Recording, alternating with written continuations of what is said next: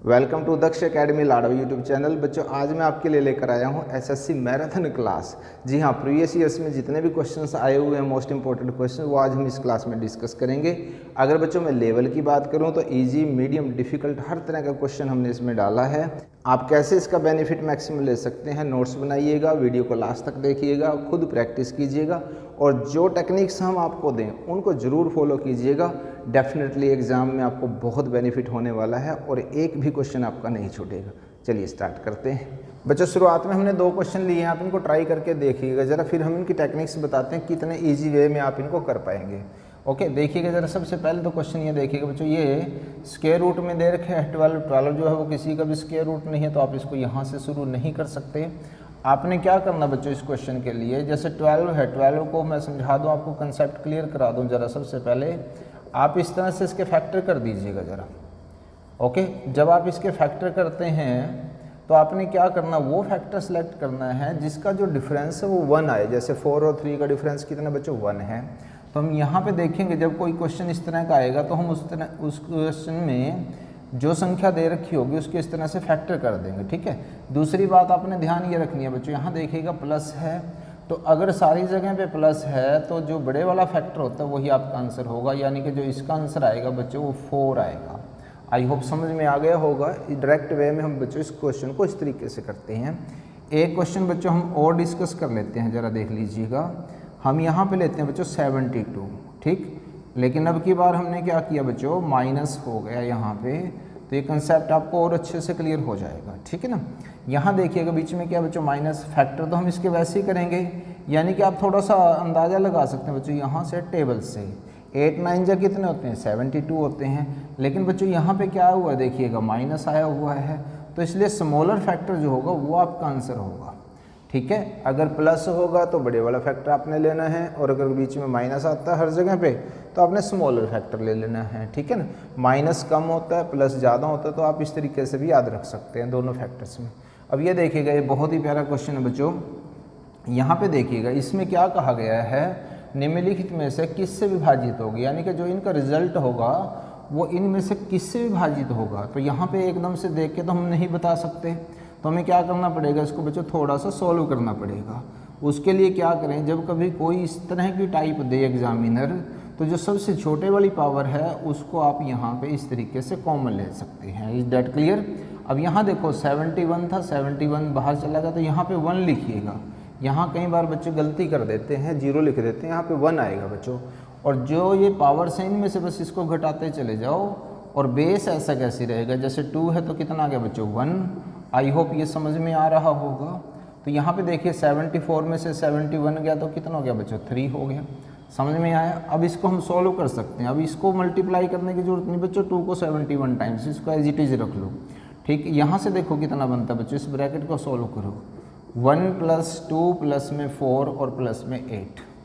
ठीक है। तो यहाँ से कितना आया बच्चों 271, और इनटू में जब आप इनको प्लस करते हैं तो ये आता है बच्चों 15। देखिएगा, अब जो ऑप्शन दे रखे हैं, ऑप्शन में क्या दिया गया है, 9 है, 10 है, 11 है और 13। अगर हम इनके बाय में 1 बाय 1 ऑप्शन रखते चले जाते हैं तो अभी भी हमारा आंसर नहीं आया है। तो हम इसमें थोड़ा सा मॉडिफाई इसको और करते हैं। इसमें से क्या करेंगे, 1 2 को हम यहाँ ऐसे लिख लेते हैं। ध्यान से समझ लो, अभी तो कंसेप्ट क्लियर करा रहा हूँ, फिर डायरेक्ट होना स्टार्ट हो जाएगा क्वेश्चन ये। तो यहाँ से क्या हो गया बच्चों, देखिएगा 2⁻70 है, और यहाँ पे कितना है बच्चों, देखिएगा 30 आया। तो अगर बाय ऑप्शन हम यहाँ पे देखिएगा 10 रखते हैं, तो डिवाइड करने का मतलब क्या होता है, कोई संख्या को हम यहाँ रखें और वो पूरी कैंसिल हो जाए। ठीक है ना। तो ये देखिए 0 से 0 कैंसिल हो गया, इसका मतलब हमारा जो आंसर आया वो ऑप्शन बी आया है। आई थिंक ये समझ में आ गया होगा अच्छे से। कुछ और क्वेश्चन डिस्कस करते हैं। नेक्स्ट क्वेश्चन में क्या दिया गया बच्चों, एक वस्तु का मूल्य पहले 20% घटाकर 30% बढ़ा दिया गया है। अब यदि उसका मूल्य 416 रुपये हो जाए तो उस वस्तु का मूल मूल्य कितना था। इस क्वेश्चन में देखिएगा बच्चों, सबसे पहले तो लैंग्वेज समझना ज़रूरी है। क्या कहा गया आपको, देखिएगा पहले तो उसके मूल्य को 20% घटा दिया गया, फिर उस मूल्य को 30% जो है वो बढ़ा दिया गया, और इस प्रकार से वो मूल्य जो है वो 416 रुपये इस समय हो जाता है। ठीक है इतनी बात। तो सबसे पहले ध्यान आपको ये रखना है, जो घटाया गया उसको माइनस में ले लेते हैं और जो बढ़ाया गया उसको हम प्लस में ले लेते हैं। एक बहुत ही इम्पोर्टेंट फॉर्मूला है, इसको आप याद कर लीजिएगा। लगभग हर एग्ज़ाम में इस फॉर्मूले के बेस पे कम से कम 1 या 2 क्वेश्चन ज़रूर आता है। तो इसके रिजल्ट के बाद हम वेरीफाई करेंगे कि क्या हमारा आंसर बन सकता है। तो यहाँ पे देखिएगा, एक ही फॉर्मूला आपने बस ये याद रख लेना है, जो बढ़ रहा हो उसको प्लस में लेना, जो घट रहा है उसको माइनस में। तो अगर हम यहाँ पे इसको a मान लें और इसको बच्चों b मान लें, ठीक है ना इतनी बात, तो उसके बाद हम वैल्यूज़ रख देते हैं -20 प्लस में 30 और विद साइन लिखना बच्चों, बस अपने यहाँ ध्यान रखिए, ठीक है। और बाय में कितना आ जाएगा बच्चों, 100 आ जाएगा। बस इसको सॉल्व कीजिएगा। यहाँ से कितना बना बच्चों, प्लस के 10, 0 से 0 कैंसिल हो गई। तो यहाँ देखिएगा माइनस और प्लस, यहाँ गलती कर देते हैं कहीं बच्चे। तो ये कितना आया बच्चों, देखिएगा 4%, यानी कि 4% जो है बच्चों वो इनक्रीज आया है। कितना है इनक्रीज, यानी कि 100 की चीज़ कितने में गई बच्चों, 104% में गई है, ठीक है। और यहाँ पे वैल्यू कितनी दे रखी है बच्चों इसकी, 416। 2 मेथड से बताऊँगा इसको सॉल्व करना। तो हम यहाँ पे 1% की वैल्यू निकाल लेते हैं। जब आप इसको डिवाइड करते हैं तो कितना आता है बच्चों, 4 आता है। और 100% होती है कोई भी मूल चीज़, तो इसका मतलब 100 से मल्टीप्लाई कर दो तो आपका आंसर कितना आ गया बच्चों, यहाँ से 400 आ गया। क्लियर है इतनी बात। तो यहाँ दोबारा देखो 4% इंक्रीज हो रहा है, तो 100 की चीज़ कितने में गई, 104 में, लेकिन एक्चुअल में कीमत कितनी दे रखी है उसकी, 416। तो 1% निकालो और मूल हमेशा जो होता है वो 100% होता है। आप इसको इस तरीके से भी कर सकते हैं, देखिएगा 4% लाभ हो गया एक किस्म से, ठीक है ना इतनी बात। और ये है इसका विक्रय मूल्य। तो 100 प्लस में लाभ प्रतिशत होता है, यानी कि 104 और बटे में 100 किसके बराबर आया, 416 के। तो यहाँ से सॉल्व करोगे तो बच्चों यहाँ से भी आंसर जो आपका 400 आ जाएगा। ये क्वेश्चन में बच्चों ये फॉर्मूला बहुत इंपॉर्टेंट है। एक क्वेश्चन और डिस्कस करते हैं और अच्छे से क्लियर हो जाएगा। एक दुकानदार अपने माल की कीमत उसके लागत मूल्य से 20% अधिक अंकित करता है और उस पर 15% छूट देता है। उसका लाभ या हानि प्रतिशत कितना होगा। कंफ्यूज करने के लिए आपको क्या दे दिया गया बच्चों, उसका लाभ या हानि प्रतिशत दे दिया। ये नहीं कहा आपको कि लाभ होगा या हानि। इसलिए जो इस क्वेश्चन में हम देखते हैं बच्चों, सबसे पहले फार्मूला यही लगाएंगे हम इसमें, जो फार्मूला हमने यहाँ पे यूज किया। फिर इसके रिजल्ट के ऊपर डिपेंड करेगा कि प्रॉफिट होगा कि लॉस हो। तो सबसे पहले देखिए, अंकित मूल्य को उसने क्या किया, 20% इंक्रीज कर दिया, प्लस ले लो उसको। और फिर क्या किया, उस पर छूट दे दी। छूट हमेशा माइनस में जाएगी बच्चों, ठीक है। तो यही फॉर्मूला अगर मैं इसको एक बार दोबारा लिख दूं ताकि और अच्छे से आप इसको देख पाएँ कि कैसे हमने इसको इम्प्लीमेंट करना है, ठीक है। प्लस आएगा माइनस आएगा, उसके ऊपर ही हमारा डिपेंड करेगा कि लाभ होगा या हानि होगी। तो यहाँ देखिएगा, हम a की जगह प्लस के 20, b की जगह -15। ये ध्यान रखना बच्चों, यहाँ पे हमने विद साइन लेना है, ठीक है इतनी बात। तो जब हम यहाँ पे देखते हैं बच्चों 5 आया, इसको कैंसिल कर देते हैं इस तरह से, ठीक है। तो -3 आया, तो ये कितना आ गया बच्चों, 2 आया। 2 किस चीज़ का है बच्चों, प्लस का आया है। और प्लस का मतलब क्या है, 2% जो है हमें वो प्रॉफिट होगा। इसका आंसर क्या आएगा बच्चों, 2% लाभ। ओके, धीरे धीरे क्वेश्चनों का लेवल बढ़ाते चले जाएंगे, कंसेप्ट क्लियर करते चले, जब बहुत ईजी आपके लिए होना शुरू हो जाएगा। नेक्स्ट क्वेश्चन देखते हैं बच्चों। एक वस्तु को 170 रुपये में बेचने पर एक दुकानदार को 15% की हानि होती है। उसे 20% लाभ पाने के लिए उस वस्तु को कितने रुपयों में बेचना पड़ेगा, ये हमें इसमें फाइंड आउट करना है, ठीक है। तो सबसे पहले तो आप ये देखिएगा बच्चों, इसमें कोई फॉर्मूला हमने यूज नहीं करना है, हम इसको डायरेक्ट वे से कराएंगे आपको। जो हानि है बच्चों वो कितनी दे रखी है, 15%, ठीक है। इसका मतलब क्या है, देखो थोड़ा सा समझने की कोशिश करो कि अगर 100 रुपये की चीज़ पे 15 रुपये का नुकसान होता है तो इसका मतलब हमने उसको 85 रुपये में बेचा है। लेकिन यहाँ प्रतिशत है तो हम क्या मानेंगे बच्चों, 85%। और एक्चुअल में आपको क्या कहा गया कि 85% का मतलब है कि 170 रुपये में हमने उसको बेचा है। तो यहाँ से पहले हम 1% की वैल्यू निकालेंगे, जो किसके बराबर आएगी बच्चों, 2 के बराबर आएगी। इसको डिवाइड कर दो यहाँ से। अभी आपको क्या कहा गया आगे, वो लाभ कमाना चाहते हैं, इस पर कितना लाभ है, 20%। यानी कि 100 की चीज़ को वो 120% में बेचना चाहते हैं, ठीक है। क्योंकि 1% की वैल्यू कितनी है बच्चों, हमारे पास 2 आई है। तो 120% की वैल्यू का मतलब क्या है, इसको आपने 2 से और गुना कर देना है। ये डायरेक्ट वे से आप इसको ऐसे कर सकते हैं बिना कोई फॉर्मूला यूज किए। ओके, समझ लीजिएगा, नहीं समझ में दोबारा से देखिएगा। ओके, नेक्स्ट क्वेश्चन देखते हैं। बहुत ही बढ़िया क्वेश्चन बच्चों। एक और, 30 सेंटीमीटर लंबी एक जीवा एक वृत्त के केंद्र से 8 सेंटीमीटर दूर है। उस वृत्त की त्रिज्या कितनी है। एक क्वेश्चन में बच्चों, इसी एक क्वेश्चन में 3 क्वेश्चन छुपे हुए होते हैं। आपको समझाता हूँ, पहले इसको एक डायग्राम से समझते हैं हम। ये एक वृत्त है, सर्कल जिसको हम बोलते हैं, ठीक है। ये इसका क्या हो गया, सेंटर। यहाँ से देखिएगा, जो इस तरह से कोई भी लाइन हम खींचते हैं, जिसको इंग्लिश में कोड बोलते हैं और हिंदी में इसको जीवा बोलते हैं। यहाँ पे बच्चों इसको इस तरह से हम एक लंब ड्रॉ करते हैं, परपेंडिकुलर ड्रॉ करते हैं, ठीक है। ये O हो गया, ये M हो गया। ध्यान से समझ लो, डायग्राम क्लियर हो गया तो समझ लो ये क्वेश्चन पार है आपके, ठीक। यहाँ से जो ये लंब होता है, इसको 2 बराबर भागों में बांटता है। अब जो AB की वैल्यू है आपके पास, वो कितनी दे रखी है, 30 सेंटीमीटर। तो बताइए, अगर इसके 2 हिस्से करें तो कितने कितने बनेंगे, 15-15 सेंटीमीटर बनेंगे। और यहाँ से जो OM की दूरी है बच्चों, वो 8 सेंटीमीटर दे रखी है। कितनी दी हुई है, 8 सेंटीमीटर दे रखी है। तो इसको मैं थोड़ा सा और अच्छे से क्लियर करवा दूँ। देखो ज़रा, हम इसमें से एक पोर्शन यहाँ से अलग ले लेते हैं। जो हमने ये वाला पोर्शन है, इसमें हमने इसको अलग से ले लिया। ये 8 सेंटीमीटर और ये 15 सेंटीमीटर। यहाँ से समझ में और अच्छे से आ जाएगा। हमें तो इसकी वैल्यू निकालनी है, क्योंकि वृत्त की त्रिज्या तो इक्वल होती है, चाहे किसी भी साइड में तो OB और OA दोनों इक्वल होंगी। तो हम एक की वैल्यू फाइंड आउट यहाँ से कर लेते हैं। अब देखो यहाँ पे क्या बच्चों, ये आपके पास एक समकोण त्रिभुज हो गई, तो पाइथागोरस थ्योरम लगाइएगा। इसका स्क्वायर कितना आएगा, 15 का बच्चों। 15 का जो स्क्वायर है बच्चों, वो कितना बनता है, 225। इसी तरह से जो 8 का स्क्वायर है बच्चों, वो कितना बनता है, 64। तो आप इनको प्लस कर दीजिएगा, तो ये 289 आया है। क्लियर। तो ये आपने क्या करना बच्चों, इसका स्क्वायर रूट फाइंड आउट करना है। और इसका स्क्वायर रूट कितना होता है बच्चों, 17 होता है। कितना होता है, 17। तो इसका मतलब क्या है, जो ये त्रिज्या है बच्चों, वो 17 आ गई। यानी कि यहाँ पे ये 17 और ये 17। वैसे तो बच्चों एक ट्रिपलेट भी होता है, ये कुछ आपने याद भी कर रखे होंगे। अगर नहीं है तो देख लीजिएगा, इनको कुछ याद कर लीजिएगा।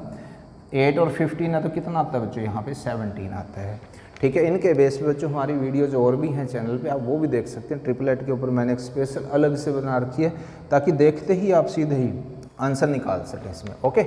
अब जो 3 तरह के क्वेश्चन इसमें पूछ सकता है बच्चों, वो क्या पूछ सकता है। एक तो जीवा की लंबाई पूछ सकता है आपसे, जीवा यानी कि AB की वैल्यू पूछ सकता है।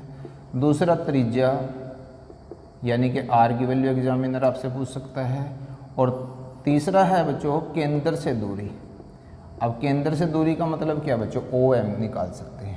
तो इसमें क्या दे रखा होगा बच्चों, कोई भी क्वेश्चन ऐसा दे रखा होगा तो 2 चीज़ें आपको मिलेंगी, तीसरी आपको फाइंड आउट करनी है। ये 3 तरह के क्वेश्चन इस क्वेश्चन के बेस पे बन सकते हैं, ओके। मेरी कोशिश रहती है बच्चों कि एक क्वेश्चन में ज़्यादा से ज़्यादा हम आपको टाइप कराएं, ताकि आप एग्ज़ाम में बहुत अच्छे से इसको कर पाएँ, ओके। नेक्स्ट क्वेश्चन देखिएगा बच्चों, A एक काम को 18 दिनों में और B उसी काम को 15 दिनों में पूरा कर सकता है। B ने वह कार्य 10 दिनों तक करके छोड़ दिया। A अकेला शेष कार्य को कितने दिनों में पूरा करेगा। तो बच्चों अब हम थोड़ा लेवल इंक्रीज करते हैं। यहाँ से देखिएगा क्या दिया गया है, ध्यान से समझो इसको। A बोल रहे हैं कि 18 दिन में काम को करता है, और जो B है बच्चों वो 15 दिनों में काम को करता है। पहले तो हम इतना पार्ट सॉल्व करते हैं। जब कभी कोई क्वेश्चन आए ऐसा, तो आपने इस तरीके से उसको लिख लेना है। इन दोनों का एलसीएम कितना आएगा बच्चों, 90। ये जो 90 है, यूँ मान के चलते हैं कि 90 यूनिट काम है कोई भी। हम सपोज कर लेते हैं भी पेन बनाने हैं, इन दोनों ने मिलके 90 पेन टोटल बनाने हैं, ओके। अब यहाँ देखिएगा, जो A है वो 18 दिनों में काम को पूरा करता है। तो इसका मतलब उसको एक दिन में कितने पेन बनाने पड़ेंगे, यानी कि कितने यूनिट काम करना पड़ेगा, 5। उलझना नहीं है, डायरेक्ट डिवाइड कर दो बस इसको। 15 से डिवाइड करोगे तो कितना आ जाएगा बच्चों, 6 आ जाएगा। यानी कि ये एक दिन में 6 पेन बनाता है और ये एक दिन में 5 पेन बनाता है। अब यहाँ पे जो क्वेश्चन समझने का बच्चों, वो यहाँ से बहुत इंपॉर्टेंट है। क्या कहा गया आपको, देखिएगा, लैंग्वेज को समझ लिया तो समझ लो आपका जो क्वेश्चन है वो आधा सॉल्व हो गया। इसमें क्या कहा गया देखिएगा आपको, B ने वह कार्य 10 दिन करके छोड़ दिया। इसका मतलब क्या है, A और B दोनों ने इकट्ठा काम नहीं किया, सिर्फ और सिर्फ B ने ही काम किया। कितने दिन, 10 दिन। अब वो एक दिन में 6 पेन बनाता है काम, यानी कि 6 यूनिट काम करता है। तो 10 दिन में उसने कितने यूनिट काम कर दिया बच्चों, बताओ। इसका मतलब उसने 60 यूनिट काम कर दिया। टोटल कितने यूनिट काम था, 90 था। 60 उसने इसमें से कर दिया। कितने यूनिट बचा बच्चों, 30 यूनिट काम बचा है। अब यहाँ पे इम्पोर्टेंट पॉइंट ये है बच्चों कि 10 दिन के बाद B ने काम करना छोड़ दिया। अब काम को कौन करेगा बच्चों, A काम को करेगा। और A एक दिन में 5 यूनिट काम करता है। क्लियर। तो इसका मतलब क्या है, जो ए है वो इसको 6 दिन में काम को पूरा करेगा। अब क्वेश्चन में अगर लैंग्वेज एग्जामिनर इस तरीके से दे कि उन दोनों ने उस काम को कितने दिन में पूरा किया, यहाँ देखिएगा ए ने अलग काम किया है, बी ने अलग काम किया है। बी ने तो 10 दिन मिलके 10 दिन काम किया है और ए ने 6 दिन काम किया है। तो अगर हम बात करें कुल दिन की बच्चों को भी, कुल दिन कितने में काम हुआ है, कितने दिनों में काम हुआ है, तो इसका आंसर कितना हो जाएगा, 16 डेज काम हो जाएगा। ओके, आई होप समझ में आ गया होगा। बहुत इंटरेस्टिंग और बढ़िया क्वेश्चन है। एक क्वेश्चन और डिस्कस करते हैं कि एक व्यक्ति स्थिर जल में 3 किलोमीटर प्रति घंटे की गति से तैर सकता है। यदि जल धारा की गति 2 किलोमीटर प्रति घंटा हो तो उस व्यक्ति को 10 किलोमीटर धारा के विरुद्ध और वापस आने में कितना समय लगेगा। ये लगभग बच्चों हर एग्ज़ाम में धारा वाले क्वेश्चन ज़रूर आते हैं। पहले इसका कंसेप्ट हम क्लियर कर लेते हैं, देख लीजिएगा। ठीक है, ये नदी बह रही है, धारा बह रही है। ठीक है, अब इसके बीच में बच्चों कोई नाव हो सकती है या कोई पर्सन हो सकता है। ठीक है, कोई भी पर्सन। यहाँ पे आप समझ लीजिएगा ज़रा, जब नदी बहती है बच्चों उसकी भी कोई अपनी चाल होती है। मान के चलो कि वो y किलोमीटर पर आ रहा है। अब ये जो व्यक्ति है या ये नाव है, इस व्यक्ति की बच्चों या इस नाव की जो शांत जल में चाल होगी वो होगी x किलोमीटर पर हार। समझ पा रहे इस बात को। अब इसमें दो तरह की चीज़ें आपको और समझनी है, एक तो धारा की दिशा में और एक धारा के विपरीत दिशा में। यहाँ पॉइंट ये समझने का बच्चों, इसको हम यू मान लेते हैं, जब कोई भी पर्सन धारा की दिशा में जाएगा तो इसका मतलब जो नदी है उसको हेल्प करेगी वो। इसका मतलब क्या है भाई, हम इनको प्लस करते हैं यहाँ से दोनों को। और यहाँ पे इस क्वेश्चन में आपको क्या दे रखा है कि जो शांत जल में चाल है वो 3 किलोमीटर है और जो धारा की चाल है वो 2 किलोमीटर पर हार है। ठीक है, तो इसका मतलब क्या, इन दोनों को प्लस कर देंगे हम। तो कितना है बच्चों, ये 5 किलोमीटर पर हार ये चाल आई है, ये बात ध्यान रखें। और धारा के विरुद्ध मैं u और v क्यों लिखवा रहा हूँ बच्चों, उसको कई बार डायरेक्ट क्वेश्चन भी आते हैं, आप कमिंग क्लासेज में आप उनको भी देखेंगे, तो आप कंसेप्ट को यहाँ से अच्छा क्लियर कर लें। ठीक है, धारा के विपरीत जब जाएंगे तो धारा उस पर्सन का या उस नाव का विरोध करेगी, तो इसका मतलब क्या, माइनस होगा। तो इसका मतलब क्या आया बच्चों, यहाँ से 3 में से 2 को माइनस कर दो तो कितना आ गया, 1 किलोमीटर आ गया। ठीक, अब डिस्टेंस आपको कितनी दे रखी है इसमें, 10 किलोमीटर। देखिए डिस्टेंस सेम दे रखी है भी, 10 किलोमीटर जो है वो इधर गया और 10 किलोमीटर ही वापस में। कुल समय हमें निकालना है। तो जब वापस आया, पहले एग्जाम क्वेश्चन में क्या दे रखा है भी, वापस आने में कितना समय लगा। तो जो समय की अगर मैं बात करूं बच्चों, वो क्या होता है, डिस्टेंस बाय में स्पीड। तो ये S1 यानी कि पहली स्पीड है, ये आपकी विपरीत दिशा में स्पीड है। समझ रहे इस बात को, ये विपरीत दिशा में स्पीड है और ये धारा की दिशा में स्पीड है। ये विपरीत में है और ये धारा की दिशा में है। ये समझ लें, कन्फ्यूज ना हो इसमें। तो जब विपरीत दिशा की अगर हम बात करें भी, उसको टाइम कितना लगा, तो कितना लगा बच्चों, देखिए 10 किलोमीटर को 1 किलोमीटर प्रति घंटे की चाल से कितने घंटे लगेंगे भाई, 10 घंटे टाइम आया। और इसी तरह से जब धारा की दिशा में है तो वहाँ पे चाल कितनी है बच्चों, देखिएगा 5 है। कितनी है, 5। तो कितने हार्स लगे इसको, 2 हार्स लगे हैं। तो कुल मिला के बच्चों कितने हो गए, यहाँ से 12 हार्स हो गए। अगर सिंगल सिंगल पूछते हैं तो ये चीज़ आ जाएगी, कुल पूछा तो आपसे ये आ जाएगी। नेक्स्ट क्वेश्चन बच्चों और डिस्कस करते हैं। एक वृत्ताकार मैदान के चारों ओर एक वृत्ताकार सड़क है। यदि उस सड़क के बाहरी वृत्त और आंतरिक वृत्त की परिधियों का अंतर 66 मीटर हो तो सड़क की चौड़ाई कितनी होगी। इस क्वेश्चन को बच्चों हम डायग्राम से समझाता हूँ मैं आपको, बहुत ईजी हो जाएगा आपके लिए। ये मान के चलो भी ये कोई वृत्त है, ठीक है, इसके चारों तरफ इस तरह से कोई सड़क बनाई हुई है, चौड़ी एक सड़क बनी हुई है ऐसे, ठीक है। ये कोई वृत्त है और इसके चारों तरफ एक सड़क बनी हुई है ये। अब यहाँ देखो, जो छोटे वाला वृत्त है इसकी हमने R त्रिज्या मान ली, और जो ये बड़े वाला वृत्त है इसकी हमने कैपिटल R मान ली त्रिज्या, ठीक है। ध्यान से समझते चलो, पिक्चर समझ में आ गई, डायग्राम क्लियर हो गया आपको, तो क्वेश्चन बहुत ईजी हो जाएगा। अब यहाँ से आपको क्या दे रखा है बच्चों, हमें इसकी चौड़ाई निकालनी है। क्या निकालनी है बच्चों, इसकी चौड़ाई निकालनी है। चौड़ाई का मतलब क्या, देखो त्रिज्या तो चारों तरफ सेम रहेगी है इसमें वृत्त में, ठीक है इतनी बात। तो ये है हमारे पास बड़े वृत्त की त्रिज्या और ये है छोटे की।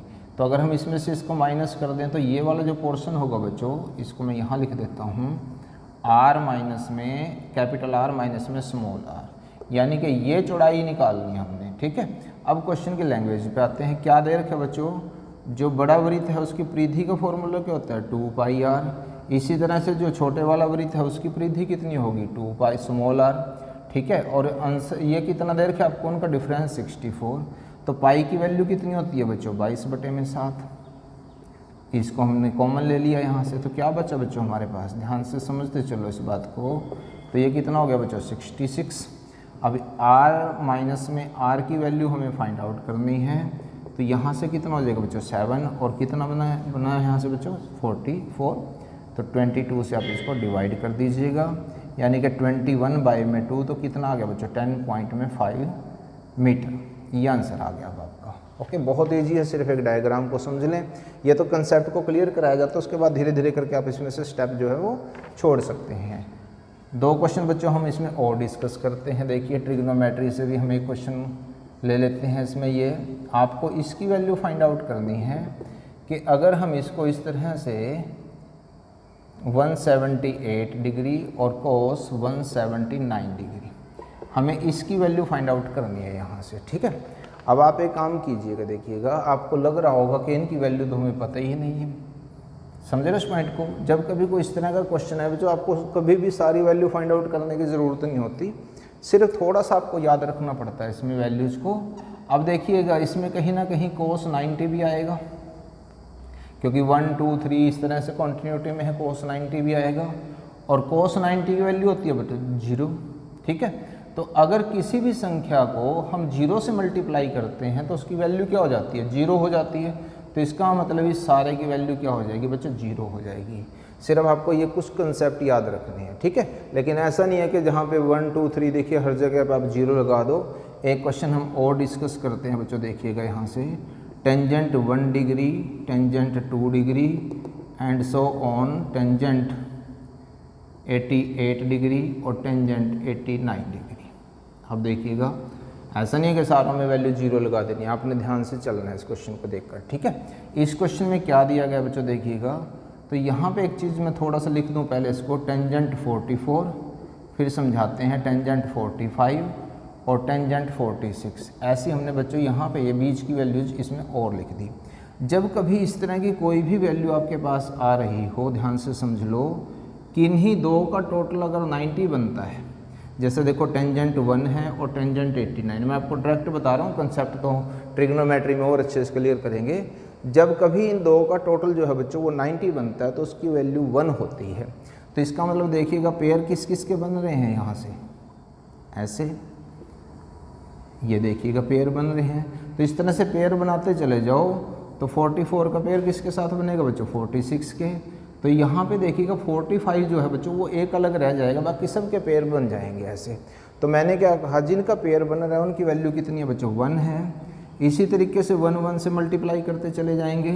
अब बात यह आएगी कि टेंजेंट 45 की वैल्यू कितनी होती है, तो टेंजेंट 45 की वैल्यू होती है बच्चों 1। इतनी से तो चीज़ें आपको याद रखनी पड़ेंगी। तो अगर सारे ही 1 हैं, ये इनको मल्टीप्लाई करके कितना आंसर आएगा, 1 आंसर आएगा। ओके, ऐसा लगता है कि इसको हमें आइडेंटिटी यूज करनी पड़ेगी, फिर जाके हम इसका आंसर निकालेंगे। लेकिन आप यहाँ देखिए बच्चों, अगर हमें x, y और z की वैल्यू मिल जाए तो हमारा ये क्वेश्चन सॉल्व हो सकता है। तो इस क्वेश्चन को बच्चों 2 पॉइंट में आपको समझा दूँ। पहले देखिएगा, एक तो बच्चों इसमें क्या है, पावर जो है वो इवन नंबर दे रखी है। इवन का मतलब क्या होता है बच्चों, सम संख्या दे रखी है। क्या है दी हुई हमें, सम है, पावर जो है बच्चों, पावर का ध्यान रखिएगा। तो इसका मतलब जब कभी भी पावर इवन होती है, सम होती है, तो जो रिजल्ट आएगा ब्रैकेट का वो बच्चों हमेशा प्लस आएगा, ये बात ध्यान रखिएगा। तो ये तो हमारा यहाँ पे बच्चों देखिएगा कन्फर्म हो गया कि इनकी वैल्यू प्लस आएगी हमारे पास। अब दूसरा देखिएगा बच्चों, यहाँ से क्या हो सकता है कि अगर यही वैल्यू 0 हो जाए, ये वैल्यू 0 हो जाए, ये वैल्यू 0 हो जाए, तो 3 0 को प्लस करने के बाद क्या बनेगा, 0। तो यहाँ पे इस ब्रैकेट में वैल्यू 0 कब बनेगी, जब x की वैल्यू हम यहाँ पे 3 रखेंगे। 3 - 3 कितना हो जाएगा, 0। यानी कि जो x की वैल्यू कितनी बनी बच्चों, यहाँ से 3। इसी तरह से जो y की वैल्यू आई बच्चों वो 5, और जो z की वैल्यू आई वो बच्चों कितनी आ गई, 4 यहाँ से। तो अब यहाँ पे देखिएगा x की वैल्यू रख दीजिएगा। ये सिर्फ कंसेप्ट क्लियर करवा दूँ, उसके बाद आप इसको डायरेक्ट भी कर सकते हो। Is that clear. तो यहाँ पे हमने क्या किया बच्चों, वैल्यूज़ रख दी, x की, y की और z की। तो 3 स्क्वायर कितना होता है बच्चों, 9। तो 9/9, 25/25 और इसी तरह से 16/16। ठीक है। अब यहाँ देखिए कैंसिल कीजिएगा इनको, तो इनका आंसर 1 नहीं आएगा बच्चों, क्योंकि बीच में प्लस है। तो 3 टाइम्स आपने 1 1 करना है, तो इसका मतलब कितना हो गया बच्चों, आंसर आएगा इसका 3। जल्दबाजी ना किया करो क्वेश्चन को करने में। ओके, नेक्स्ट क्वेश्चन देखते हैं बच्चों। त्रिभुज ABC में एंगल A प्लस बी की वैल्यू 65, बी और सी की वैल्यू 140 हो तो एंगल B की वैल्यू हमें फाइंड आउट करनी है। बच्चों हम क्या करेंगे, इस इक्वेशन को और इक्वेशन को प्लस कर देते हैं। तो यहाँ से बच्चों क्या आया हमारे पास, देखिएगा angle A plus angle B, इसको हम क्या कर देते हैं, थोड़ा सा इस वे में लिख देते हैं, एंगल C और एंगल B। अभी पता लग जाएगा आपको हमने ऐसा क्यों किया। 65 को और 140 को ऐड कर दीजिएगा तो 205 होगा। ठीक है, अब यहाँ देखिएगा ये angle A plus B plus C है। ट्रायंगल के जो त्रिभुज होती है हमारी, उसके तीनों एंगल्स का सम कितना होता है बच्चों, 180 होता है। इसलिए हमने C को जो है बच्चों पहले लिखा था ताकि एक सीरीज तैयार हो जाए। अब यहाँ से देखिए 180 को माइनस कर दो तो एंगल जो B है बच्चों उसकी वैल्यू कितनी आ गई, यहाँ से 25 डिग्री आ गई। Is that clear. Next question देखते हैं बच्चों। देखिएगा दो संख्याएं एक तीसरी संख्या से क्रम से 25% तथा 40% कम हैं, दूसरी संख्या पहली संख्या की कितने प्रतिशत होगी। ओके, तो सबसे पहले तो बच्चों आप देखिएगा कोई भी क्वेश्चन हो उसकी लैंग्वेज को जरा अच्छे से समझिएगा। आपने ये स्टेप बड़े अच्छे से समझना है क्योंकि इसी स्टेप के बेस पे सारा क्वेश्चन आगे होगा। यहाँ पे क्या कहा गया है, जो B है वो C से 40% कम है और जो A है वो C से 25% कम है। यानी कि पहली संख्या 25% कम है, दूसरी संख्या है 40% कम, और किससे है वो, तीसरी संख्या से है। तीसरी को हमने C माना हुआ यहाँ पे। तो यहाँ पे देखिएगा ये दोनों संख्याएं इससे कम है, समझ रहे इस बात को। तो हमें इसकी वैल्यू माननी पड़ेगी। यहाँ पे हम मान लेते हैं इसकी वैल्यू बच्चों 100 ताकि ईजी हो जाए। अब ये 40 कम है तो इसका मतलब क्या है बच्चों, 60 आ जाएगा यहाँ से, और यहाँ से कितना आ जाएगा 75। Is that clear. दूसरा स्टेप बच्चों आपको ये याद रखना है इसमें, देखिए क्या कहा गया आपको, जो सेकंड नंबर है यानी कि जो ये वाले 60 है, यहाँ पे समझ लो जरा, यही कंफ्यूज हो जाते हैं बच्चे को कौन सी संख्या को हम डिनोमिनेटर में लिखें। दूसरी संख्या पहली संख्या से या का के की कुछ भी आए बच्चों, तो जिसमें ये चीज़ आती है उसको हम बेस मानते हैं, ये बात ध्यान रख लो उसमें। ठीक है, तो इसका मतलब क्या है, जो सेकंड नंबर है वो तो जाएगा बच्चों यहाँ पे, और 75 जो है बच्चों यहाँ पे आएगा, और इनटू में क्या आएगा 100, क्योंकि परसेंटेज निकालनी है। तो जब आप इसको कैंसिल करते हैं तो आपका आंसर आता है 80%। ठीक है, आई होप समझ में आ रहा होगा। नेक्स्ट क्वेश्चन और देखते हैं, बहुत ही बढ़िया क्वेश्चन बच्चों ये, कि यदि 2 वर्षों में किसी राशि पर 5% की दर से साधारण ब्याज और चक्रवृद्धि ब्याज का अंतर 6 रुपये हो तो वह राशि कितनी होगी। अब देखिएगा इसको ना बच्चों हम एक फॉर्मूले से करते हैं, छोटा सा फॉर्मूला आपको दूंगा, बहुत ही इंपॉर्टेंट है, डायरेक्ट आपका आंसर आ जाएगा। यहाँ से देख लो जरा इसको, PR² और बाय में 100²। ठीक है, D=PR² और बाय में 100²। ये क्या फॉर्मूला बच्चों, जब 2 साल का आपको दे रखा हो, भी साधारण ब्याज और चक्रवृद्धि ब्याज का अंतर की बात करें, 2 साल के लिए ये फॉर्मूला अप्लाई होगा। इसमें ये जो D है बच्चों ये डिफरेंस होगा, यानी कि जो अंतर होगा किस किस का बच्चों, साधारण ब्याज और चक्रवृद्धि ब्याज का जो अंतर होगा उसकी बात हम करेंगे। जो P है बच्चों ये मूलधन को शो करेगा, जो R है बच्चों वो दर को शो करेगा। यानी कि इस फॉर्मूले से 2 साल का अगर साधारण ब्याज चक्रवृद्धि ब्याज के अंतर की बात करें तो अंतर, मूलधन और दर, 3 चीज़ें बच्चों हम इस फॉर्मूले से फाइंड आउट कर सकते हैं। अब एक बच्चों इसके साथ ही एक फॉर्मूला आप और नोट कर लो कि अगर ये 3 साल की बात कर दे यहाँ पे एग्जामिनर, साधारण ब्याज और चक्रवृद्धि ब्याज के अंतर की, तो आपने क्या करना बच्चों, देखिएगा ये फॉर्मूला यहाँ तक सेम, नीचे जो 100² था वहाँ पे क्या आ जाएगा बच्चों, क्यूब आ जाएगा। बस इतना से याद रख लीजिएगा, 3 साल का है, और यहाँ पे क्या है 300 और प्लस में R, सिर्फ इतना सा आपका ये फॉर्मूले में और ऐड हो जाएगा, 300 प्लस में R। तो अगर 3 साल का अंतर पूछा जाए तो ये फॉर्मूला आप यूज कर सकते हो। फिलहाल हम इस क्वेश्चन में देखते हैं अंतर कितना दिया गया है, 6 दिया गया बच्चों हमें, और दर जो है बच्चों कितनी दे रखी है, 5 है। तो 2 बार लिखना है, ये बात ध्यान रखिएगा। यहाँ पे कभी 1 बार लिख दो आप, इसको कैंसिल करोगे तो कितना बनेगा बच्चों, यहाँ से देखिएगा P की वैल्यू कितनी आई बच्चों, यहाँ से देखिएगा 2400 रुपीज़ जो है वो मूलधन हमारे पास आ गया। धीरे धीरे क्वेश्चनों का लेवल भी बढ़ाते चले जाएंगे, और जैसे जैसे वीडियो आपको पसंद आती रहे तो लाइक ज़रूर करें, शेयर कमेंट जरूर करते चले जाएँ। नेक्स्ट क्वेश्चन है बच्चों, एक व्यक्ति ने 34 रुपये में 8 की दर से संतरे खरीदे और उन्हें 57 रुपये में 12 की दर से बेचा। इस प्रकार 45 रुपये का लाभ कमाने के लिए उसने कुल कितने संतरे बेचे। तो सबसे पहले तो बच्चों आप ये देखिए, क्वेश्चन की लैंग्वेज की अगर मैं बात करूँ, 34 रुपये में 8 का मतलब क्या बच्चों देखिएगा, यानी कि 34 रुपये में उसने 8 संतरे खरीदे हैं। तो हम क्या करेंगे बच्चों, सबसे पहले एक संतरे का क्रय मूल्य निकालते हैं, ठीक है ना। क्रय मूल्य यानी कि कॉस्ट प्राइस हम इसकी फाइंड आउट करते हैं। तो ये कितना आ जाएगा बच्चों, 34 बटे में 8। जब इसको कैंसिल करते हैं तो बच्चों कितना आ जाएगा, ये 17 बटे में 4, ठीक है। इसी तरह से हम इसका विक्रय मूल्य भी फाइंड आउट कर लेते हैं। विक्रय मूल्य यानी कि सेलिंग प्राइस। तो अभी देखिए 57 रुपये में 12 संतरे बेचे गए हैं, तो इसका मतलब जब हम इसको कैंसिल करते हैं तो बच्चों कितना आता है, 19/4, ठीक है। अगर ये यहाँ पे अलग अलग आ जाए तो बच्चों आपने क्या करना है, इनका एलसीएम फाइंड आउट कर लेना है, ठीक है। यहाँ पे तो एलसीएम कितना आ गया, 4 ही आ गया हमारे पास। तो हम यहाँ पे मान के चलते हैं कि अगर वो 4 संतरे बेचते हैं, खरीदते हैं और 4 संतरे ही बेचते हैं, तो कितना उनका क्रय मूल्य आएगा और कितना उनका विक्रय मूल्य आएगा। यहाँ से देखिए 4 से 4 कैंसिल हो गया, तो कितना आ गया बच्चों, यहाँ से 17 आ गया, और यहाँ से कितना आ गया, 19।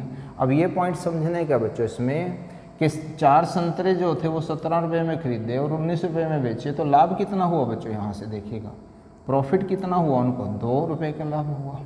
समझ रहे हो ना पॉइंट को। अब यहाँ ये एक पॉइंट जो हमने अभी आपको बताया है कि 2 रुपये का लाभ कमाने के लिए जो संतरों की बात हम करते हैं बच्चों, वो 4 संतरे बेचे जाते हैं, ठीक है। तो 1 रुपये का लाभ कब होगा, जब हम 2 संतरों को बेचेंगे। इज दैट क्लियर, ध्यान से समझते चलो। लेकिन हमें लाभ कितना कमाना है, 45 रुपये। तो इसका मतलब जो संतरों की संख्या होगी वो होगी 90। इज दैट क्लियर, संतरों की संख्या कितनी बनेगी बच्चों, वो 90 होगा। आई होप समझ में आ गया होगा, नहीं तो आप दोबारा से इस क्वेश्चन को देख सकते हैं। एक क्वेश्चन और देखते हैं बच्चों, यदि m संख्याओं का औसत जो है वो n² है तथा n संख्याओं का औसत m² हो, तो m + n संख्याओं का औसत कितना होगा।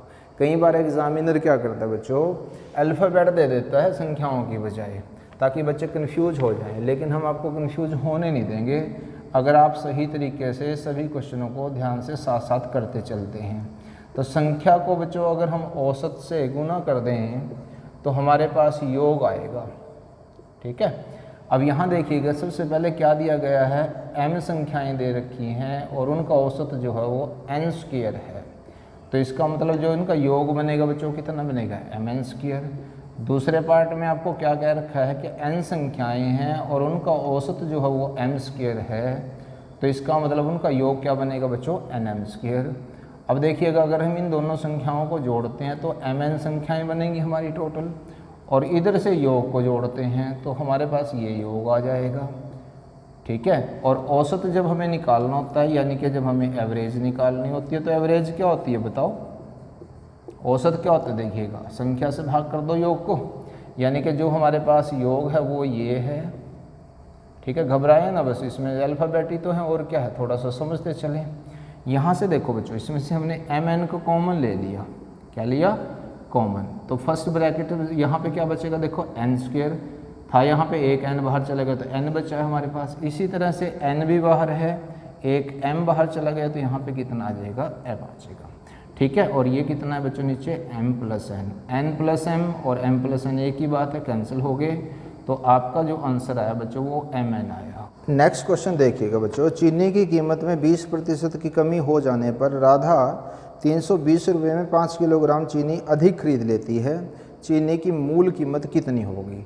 इस तरह का क्वेश्चन बच्चों जब भी आए तो मैं आपको एक फार्मूला लिखवा देता हूँ, बहुत इंपॉर्टेंट फार्मूला है, डायरेक्ट आप उसको यूज करेंगे और बहुत आसानी से आप इसका आंसर फाइंड आउट कर पाएंगे। देखिएगा उसको 2 वे में हम देखते हैं बच्चों। एक तो घटा मूल्य, घटा मूल्य का मतलब क्या बच्चों, रेड्यूस्ड प्राइस, यानी कि जो घटने के बाद वैल्यू आती है वो उसकी अगर फाइंड आउट करना तो हम कैसे करेंगे। तो सबसे पहले तो देखिएगा बच्चों, कमी है यहाँ पे और यहाँ पे राशि आएगी आपकी गुना में और बाय में 100 होगा, और यहाँ पे खरीदी गई मात्रा। पहले दोनों फार्मूलों को लिखवा दूँ और आप ये देखिएगा कि दोनों फार्मूलों में क्या सिमिलरिटी और क्या अलग है। आसान है बहुत, याद रखना, कोई मुश्किल काम नहीं है। यहाँ देखिएगा बच्चों, अगर मैं बात करूँ पहला मूल्य, ठीक है, या फिर हम कह सकते हैं मूल मूल्य, आरंभ का मूल्य जो प्रीवियस होगा, जो स्टार्टिंग में था, वो कैसे निकालेंगे। पहले दोनों फार्मूलों को देखिएगा क्या सिमिलरिटी है और क्या डिफरेंस है, ओके। फिर उसके बाद मैं आपको बताता हूँ कैसे हम इसको और ईजिली याद करेंगे। ठीक है। और यहाँ पे क्या आएगा बच्चों, खरीदी गई मात्रा। तो आप देख ही लिया होगा बच्चों आपने, क्या अलग है क्या सेम है दोनों चीज़ों में। बाकी तो फॉर्मूले में सेम है, सिर्फ फ़र्क है तो बच्चों यहाँ पे फ़र्क है, बस इतना से याद रखना है। और डायरेक्ट आंसर इससे भी जल्दी निकलेगा बच्चों। फॉर्मूला एक बार अच्छी से प्रैक्टिस कर लीजिएगा। अब आपसे इस क्वेश्चन में क्या पूछा गया है, जो मूल मूल्य है वो पूछा गया, यानी कि हमें ये फाइंड आउट करना है। कमी कितनी है बच्चों, 20% है। राशि कितनी है, 320। ठीक है, 100 माइनस में 20 कितना होता है बच्चों, 80 होता है। और कितने किलोग्राम की बात कर रहे हैं बच्चों, 5 की कर रहे हैं। ठीक है, तो यहाँ से कितना आ जाएगा बच्चों, इसको कैंसिल आउट कर दीजिएगा। देखिएगा आंसर बहुत जल्दी निकलता है, 16 रुपीज़। इस फॉर्मूले का यूज करके आंसर आप बड़ी जल्दी फाइंड आउट कर लेते हैं, 16। और अगर पहला मूल्य पूछा जाता तो हम इस फॉर्मूले को यूज कर लेते हैं। ठीक है ना, इतनी बात। धीरे धीरे करके क्वेश्चनों का लेवल भी बढ़ाते चले जाएंगे और प्रैक्टिस भी आपको कराते चले जाएंगे। नेक्स्ट क्वेश्चन देखिएगा बच्चों, एक साइकिल का पहिया 5000 चक्कर पूरे करके 11 किलोमीटर चलता है, उस पहिए का व्यास कितने सेंटीमीटर है। तो बच्चों पहले मैं आपको एक डायग्राम से क्लियर करवा दूँ, फिर इस क्वेश्चन को हम सॉल्व करते हैं। ये कोई साइकिल का पहिया है, ठीक है, और ये एक चक्कर में बच्चों यहाँ तक पहुँचता है। अगर हम बात करें यहाँ पे कुछ बांध है इस चीज़ को, तो ऐसे घुमाते हुए जब ये चीज़ यहाँ पहुँचेगा तो एक चक्कर ये पूरा हो चुका होगा। समझ रहे हो इस बात को। सबसे पहले तो आप ये देखिएगा, यानी कि एक चक्कर ये पूरा हो चुका होगा। अब यहाँ पे ध्यान रखने वाली बात ये है बच्चों, देखिएगा अगर हम यहाँ से इस दूरी को नापते हैं ऐसे, तो ये एक चक्कर की दूरी आएगी, और ये बाहर से है तो इसका मतलब इसको बोलते हैं हम परिधि। क्या बोलते हैं बच्चों, परिधि। अब परिधि का मतलब क्या होता है बच्चों, 2πr। लेकिन हम इसको पाई गुना में व्यास भी कर सकते हैं, डायमीटर भी कर सकते हैं, क्योंकि 2r किसके इक्वल होता है, व्यास के बराबर होता है। इस क्वेश्चन में आपसे व्यास ही पूछा गया है। ठीक है, लेकिन चक्कर कितने लगा रहे हैं, 5000 चक्कर लगा रहे हैं, और दूरी कितनी तय हो रही है, 11 किलोमीटर की दूरी तय हो रही है। तो इसका मतलब क्या बच्चों, देखिए चक्रों की संख्या को आप परिधि यानी कि एक चक्कर में जितनी दूरी तय हो रही है उससे आप मल्टीप्लाई कर देंगे। तो यहाँ पे क्या देखिएगा, जो पाई की वैल्यू है बच्चों वो तो कितनी आएगी, 22/7, और इनटू में क्या होगा बच्चों, व्यास होगा। ठीक है, अब ये 11 किलोमीटर है, यहाँ पॉइंट आपको समझना, आंसर आपसे पूछा कितने सेंटीमीटर। क्लियर। अब ये 1 किलोमीटर किसके बराबर होता है बच्चों, अगर आपको पता है तो बहुत अच्छी बात, नहीं पता तो नोट कर लीजिएगा। 1 किलोमीटर 1000 मीटर के बराबर होता है, और 1 मीटर जो होता है बच्चों वो 100 सेंटीमीटर के बराबर होता है। तो इसका मतलब 11000 किलोमीटर किस किस के बराबर होगा बच्चों, देखिए 1000 से मल्टीप्लाई करेंगे और यहाँ पे 100 से भी मल्टीप्लाई करेंगे ताकि सेंटीमीटर में आ जाए। ठीक है, उसके बाद हम क्या करेंगे बच्चों, यहाँ से इसको कैंसिल कर देंगे जो कैंसिल हो सकता है। समझ पा रहे हो इस बात को। तो व्यास कितना आ जाएगा बच्चों, देखिएगा जब हम इसको मल्टीप्लाई करते हैं तो 1100, यहाँ से 7 हो जाएगा, इन दोनों को यहाँ पे करते हैं मल्टीप्लाई तो 1010 आ जाएगा। ठीक है, इसको करते हैं तो 10, यानी कि जो व्यास आया बच्चों वो कितना आया, 70 सेंटीमीटर। बहुत इजी हो जाता है सिर्फ कंसेप्ट को क्लियर करवाने के लिए, फिर उसके बाद डायरेक्ट आप इसको करना शुरू कर देते हैं। नेक्स्ट क्वेश्चन और देखते हैं बच्चों, कि यदि राधा 5 किलोमीटर प्रति घंटे की चाल से चलती है तो वह घर से स्कूल 7 मिनट देरी से पहुँचती है, किंतु यदि वह 6 किलोमीटर प्रति घंटे की चाल से चले तो वह 5 मिनट पहले पहुँचती है। तो राधा के घर से स्कूल की दूरी कितने किलोमीटर है। बहुत ही आसान क्वेश्चन है बच्चों, लेकिन ये डायग्राम समझना ज़रूरी है आपके लिए। इसमें देखिएगा ये घर है और ये स्कूल है। इस तरह के क्वेश्चन में बच्चों 4 टाइप बनती है हमारी। ठीक है, वो मैं अभी आपको बताता हूँ। ये घर से स्कूल की दूरी हमें फाइंड आउट करनी है। जब राधा 5 किलोमीटर प्रति घंटे की चाल से चलती है, ध्यान से समझते चलो बस इसको, 7 मिनट वो देरी से पहुँचती है। ठीक है, जब वो अपनी स्पीड को बढ़ा देती है यानी कि 6 किलोमीटर प्रति घंटे की चाल से चलती है तो वो 5 मिनट पहले पहुंच जाती है। ठीक है, तो 4 टाइप की जो मैं बात करूं बच्चों वो ये है कि कई बार तो ऐसा होगा दोनों जगह देरी दे रखी होगी, दोनों जगह पहले दे रखा होगा, या पहले देरी देरी पहले। 4 टाइप इसकी बच्चों ये बनती हैं। ठीक है, अभी इसमें बताता हूँ कि कैसे आगे और भी चलना हमने। यहाँ पे देखिएगा बच्चों, इसको हम S1 मानते हैं, इसको हम S2 मानते हैं, ये T1 हुआ और ये T2। जो फॉर्मूला आपको याद रखना बच्चों डिस्टेंस के लिए वो ये है, इसमें डायरेक्ट हम ये फॉर्मूला ही यूज करते हैं बच्चों। ठीक है, S1 और S2 का यहाँ पे देखिएगा, यहाँ मल्टीप्लिकेशन है, यहाँ इन दोनों का डिफरेंस लेना है। और क्या करना बच्चों, आपने अगर देरी या पहले है तो प्लस करना है, अगर दोनों जगह सेम हो तो यहाँ पे माइनस लिखना है, ये बात ध्यान रखिएगा। और बाय में 60 क्यों किया बच्चों, क्योंकि चाल जो किलोमीटर पर हार में है और टाइम जो है बच्चों वो मिनट में है, तो उसके हार बनाने के लिए हमने क्या किया यहाँ पे 60। अब देखिएगा इन दोनों चालों का क्या करेंगे, आप गुणनफल करेंगे, नीचे इन दोनों चालों का क्या करेंगे, अंतर करेंगे, ठीक है। और यहाँ से टाइम कितना है बच्चों, देखिएगा 12 और यहाँ से 60। जब आपने इसको कैंसिल किया तो कैंसिल करने के बाद आंसर आएगा आपका 6 किलोमीटर। ओके, बहुत आसान, सिर्फ आपने कंसेप्ट को समझ लेना है। ओके, नेक्स्ट क्या है बच्चों, देखिएगा ए और बी मिलकर एक कार्य 10 दिनों में कर सकते हैं, वही कार्य बी और सी मिलकर 6 दिनों में कर सकते हैं, और सी तथा ए मिलकर 12 दिनों में कर सकते हैं। इस प्रकार ए बी सी तीनों मिलकर उस कार्य को कितने दिनों में करेंगे। लैंग्वेज को देखकर बच्चों यूँ लगता है बहुत लेंथी क्वेश्चन है, लेकिन देखिएगा कितने ईजी वे में आप इसको कर पाएंगे। अगर आप इसके साथ साथ प्रैक्टिस कर रहे हो, कंसेप्ट को समझ रहे हो, जहाँ पे दिक्कत आए वहीं पे आप वीडियो को पॉज करके कम से कम 2-3 बार उस क्वेश्चन को ज़रूर देखें रिवाइज कर करके। ओके, यहाँ पे क्या कहा गया बच्चों आपको कि ए और बी किसी काम को 10 दिन में कर सकते हैं, बी और सी 6 दिनों में कर सकते हैं, और सी और ए जो है बच्चों मिलके वो 12 दिन में कर सकते हैं। जब कभी कोई भी क्वेश्चन ऐसा आए बच्चों तो हमने क्या करना, इन तीनों का एलसीएम लेना है, और एलसीएम कितना आएगा बच्चों, 60 आएगा। ठीक है, इन तीनों का एलसीएम कितना है बच्चों, यहाँ से 60 आया है। अब आपने क्या ध्यान रखना बच्चों इसमें, और कि मान के चलो ये 60 चेयर बनाते हैं, क्या बनाते हैं, चेयर। हमने वैसे ले लिया, हम इसको यूनिट भी मान सकते हैं कि इतने यूनिट इन्होंने काम करना है। ठीक है, अब देखिएगा जब ए प्लस बी किसी काम को 10 दिन में करते हैं और उनको 60 चेयर बनानी है, तो दोनों मिलकर एक दिन में कितनी चेयर बना पाएंगे। तो आंसर कितना आएगा बच्चों आपका, 6 आएगा। यानी कि हम डायरेक्ट इसको डिवाइड करते चले जाएंगे, बस और कुछ नहीं आपने इसमें ज़्यादा करना है। तो यानी कि ए और बी मिलकर 6 दिन, उनकी 6 जो आई बच्चों उनकी कैपेसिटी आई है। ठीक है, अब यहाँ से देखो क्या हो रहा है बच्चों कि अगर वो सारे मिल जाएं, सारे मिल जाएं का मतलब क्या है, यहाँ देखिएगा ए यहाँ पे भी है, ए यहाँ पे भी है, बी यहाँ भी है, यहाँ भी है, यहाँ पे भी है। यानी कि 2 बार तो ए आया है, 2 बार बी आया है और 2 बार सी आया है। ये अगर मिल के सारे काम करें तो वो 21 यूनिट काम करते हैं। अगर चेयर की बात करें तो 21 चेयर बनाते हैं मिलकर। ठीक है, लेकिन एक बात और ध्यान रखनी है बच्चों आपने, यहाँ पे ये जो ए प्लस बी है यहाँ पे 2 है, ये 2 दिन का काम हुआ उनका, तो हमें तो 1 दिन का काम चाहिएगा ना, क्या वो 1 दिन में कितना काम कर पाते हैं। यानी कि 1 दिन में बच्चों वो 21/2 यूनिट काम कर पाते हैं।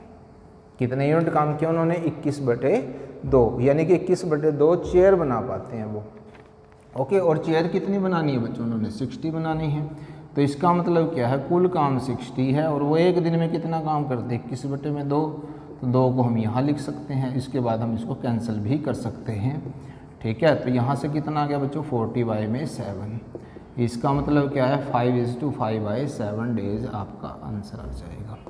ठीक है, बहुत इजी हो जाते हैं क्वेश्चन, सिर्फ कंसेप्ट को आप समझ लेते हैं। जब किसी संख्या को 121 से भाग किया जाता है तो शेष जो है वो 25 प्राप्त होता है।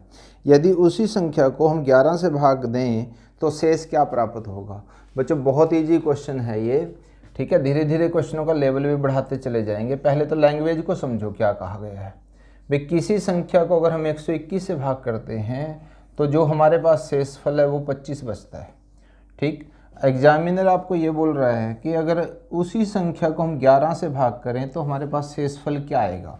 ठीक है, इतनी बात। तो ऐसे क्वेश्चनों करने के लिए बच्चों हमने क्या करना, जो शेष बचा हुआ है ना बस उसी को डिवाइड कर दो यहाँ पे।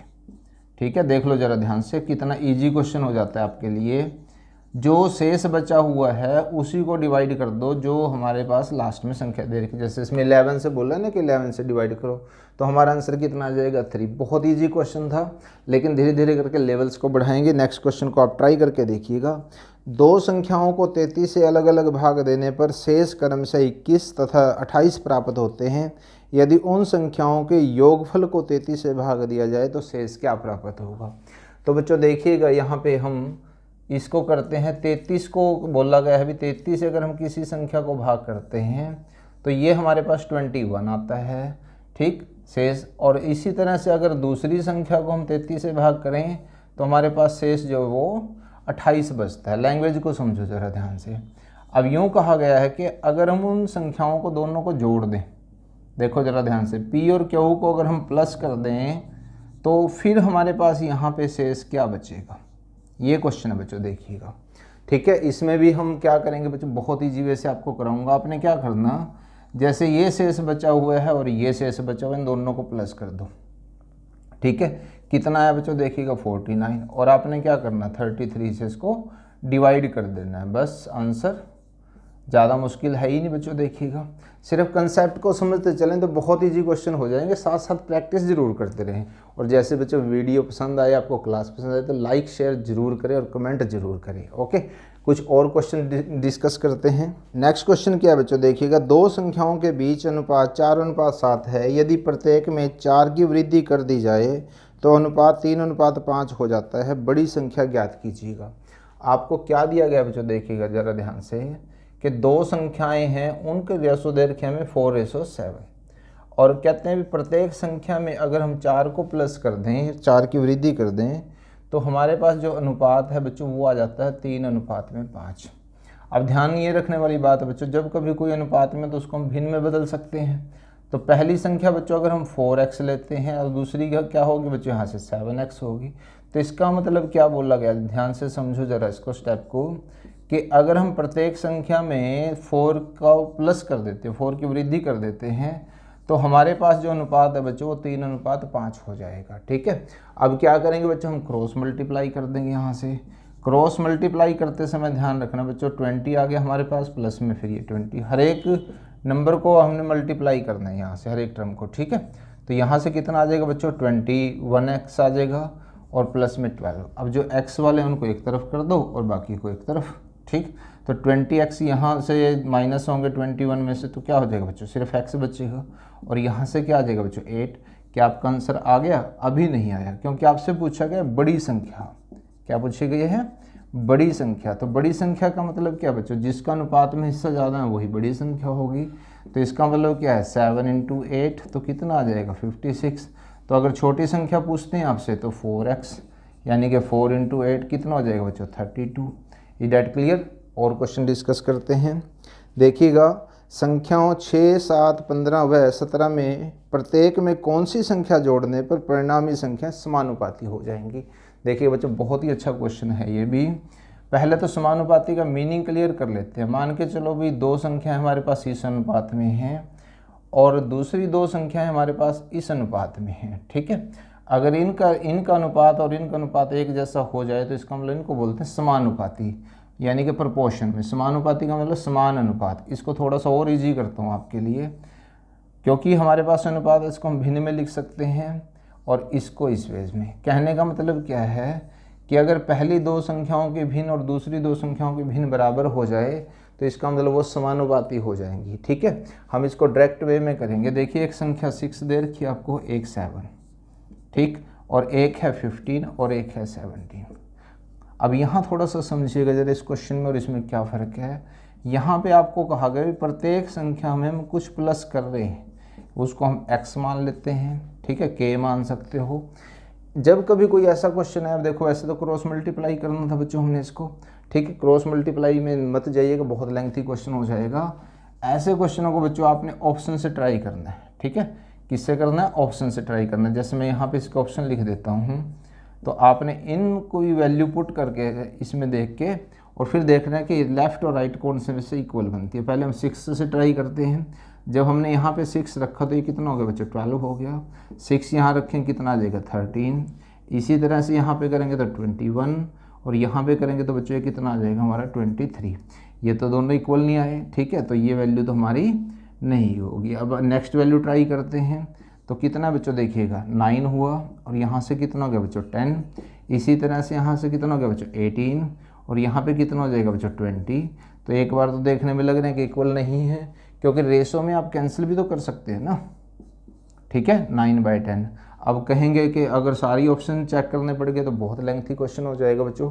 तो मल्टीप्लिकेशन से तो ईजी हो जाएगा। तो सिर्फ मैं आपको समझा रहा हूँ ना, जब आप इसको करोगे तो बहुत ईजी हो जाएगा, प्रैक्टिस करोगे। ओके, तो इसका मतलब आंसर हमारा कितना आ गया बच्चों, यहाँ से 3, यानी कि 3 वो नंबर है जिसको जोड़ने से समानुपाती हो जाएंगे। Is that clear? Next question देखते हैं बच्चों, देखिएगा ए एक काम का 1/6 भाग 5 दिन में कर सकता है और बी उसी काम का 2/5 भाग 8 दिन में कर सकता है। ए और बी दोनों मिलकर उस काम को कितने दिनों में करेंगे। ध्यान से समझो बच्चों ज़रा इस क्वेश्चन की लैंग्वेज को। क्या दिया गया है कि ए जो है वो किसी काम का 1/6 भाग 5 दिन में कर सकता है, ठीक है। तो यानी कि अगर वो उस काम की बात करें हम पूरा कितने दिनों में करेगा, तो आपने क्या करना, जो भी यहाँ पे भाग दे रखा है बच्चों, ध्यान से समझ लो इसको, उसको यहाँ पे रेसिप्रोकल में लिख दो, ठीक है। तो यहाँ से कितने दिन आए बच्चों, उसके देखिएगा 30 दिन आ गए। अब बी की बात आती है, ध्यान से समझो जरा इसका। वो 2/5 भाग को कितने दिन में करता है बच्चों, 8 दिन में करता है। तो इसका मतलब वो पूरा काम कितने दिन में करेगा, 8। यहाँ पे क्या करोगे 5/2 लिख दोगे, ठीक है। तो इसका मतलब कितना आ गया, यहाँ से 20 डेज आ गए, ठीक है। अब यहाँ पे देखो जरा, ये पॉइंट समझने का है।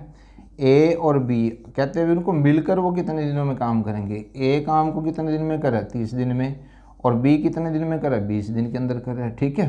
तो हम क्या करेंगे बच्चों, इनका एलसीएम ले लेते हैं। वो कितना आता है बच्चों, एलसीएम इसका 60, यानी कि हमने इन दोनों से 60 यूनिट काम कराना है, ठीक है। तो यहाँ पे ध्यान रखने वाली बात ये है कि अगर ए को 30 दिन दिए जाएँ तो 60 यूनिट के टोटल काम करना है, तो एक दिन में कितने यूनिट काम करेगा, वो 2 यूनिट काम करेगा। इसी तरह से बी जो है उसके पास 20 दिन है, 60 यूनिट उसने काम करना है, तो इसका मतलब वो एक दिन में कितने यूनिट काम करेगा, 3 यूनिट काम करेगा। अब इन दोनों को कर दो बच्चों प्लस, यानी कि वो दोनों मिल के 5 यूनिट काम करते हैं, ठीक है। और काम कितना कराना बच्चों, हमने 60 कराना है। तो हम क्या करेंगे, यहाँ से देखिए कितने दिन लगेंगे उनको काम करने में, कंप्लीट 12 डेज लग जाएंगे, ठीक है। इस तरह के क्वेश्चन को हम एक तरीके से और भी कर लेते हैं। यहाँ देखिएगा, इसको हम m लिखते हैं, इसको हम n लिखते हैं। जब 2 लोग मिलकर काम करें तो हम इस फॉर्मूले का भी यहाँ पे यूज कर सकते हैं, ये भी शॉर्ट कर देता है क्वेश्चन को, ठीक है। यहाँ से देखिएगा कितना आएगा बच्चों, 30 इंटू में 20 और बाय में 50 कैंसिल हो गया। यहाँ से कितना आया बच्चों, देखिएगा 12 डेज आ गए यहाँ से भी आंसर। अब आपको लग रहा होगा ये फॉर्मूला बहुत आसान है, बिल्कुल अप्लाई कर सकते हो बच्चों, लेकिन इस तरह के फॉर्मूले का अभी जो नेक्स्ट क्वेश्चन हम करेंगे उसमें आपको यूज पता लगेगा। देखिएगा ज़रा, ठीक है। फॉर्मूले सभी आपके माइंड में होने चाहिए, कंसेप्ट आपको क्लियर होगा तो आप किसी को भी यूज कर सकते हो। नेक्स्ट क्वेश्चन देखिएगा बच्चों, क्या दिया गया है कि ए, बी और सी एक काम को अलग अलग क्रम से 10 दिन, 12 दिन और 15 दिनों में पूरा कर सकते हैं। वे तीनों मिलकर उस काम को कितने दिनों में पूरा करेंगे। अब देखो बेटा, यहाँ पे कितना आ गया, ए 10 दिन में काम को पूरा कर रहा है, बी जो है वो 12 दिन में, और सी जो है वो 15 दिन में, ठीक है। तो हम क्या करेंगे बच्चों, यहाँ से एलसीएम लेंगे। वो उसी तरह से कितना एलसीएम आया, 60। बस आप सीधे डिवाइड करते चले जाओ, वो तो मैं कंसेप्ट क्लियर करवा रहा था ना आपको। तो आपने क्या करना बच्चों, सीधा यहाँ पे इनसे डिवाइड करते चले जाओ इसको, ठीक है। तो ये कितना आया बच्चों, देखिएगा 15। इसका मतलब क्या है, तीनों ने मिलकर 15 यूनिट वो एक दिन में काम करते हैं, कराना कितना है 60। तो कुल दिन कितने लगेंगे, 4 डेज। जब कंसेप्ट क्लियर हो जाएगा फिर तो टाइम ही नहीं बच्चों लगेगा इसमें, फिर तो डायरेक्ट करना का शुरू कर दोगे आप, बहुत विद इन सेकेंड आंसर आना स्टार्ट हो जाएगा। तो कितना है बच्चों, देखिएगा 4 डेज आंसर आ गया हमारा, ओके। क्वेश्चन 9, 10, 11 से लेकर 40 से 41 का औसत ज्ञात कीजिए। यानी कि आपको क्या दिया गया बच्चों, संख्याएं दे रखी हैं इस प्रकार से 9, 10, 11 और यहाँ 40 से लेकर 41 तक, ठीक है।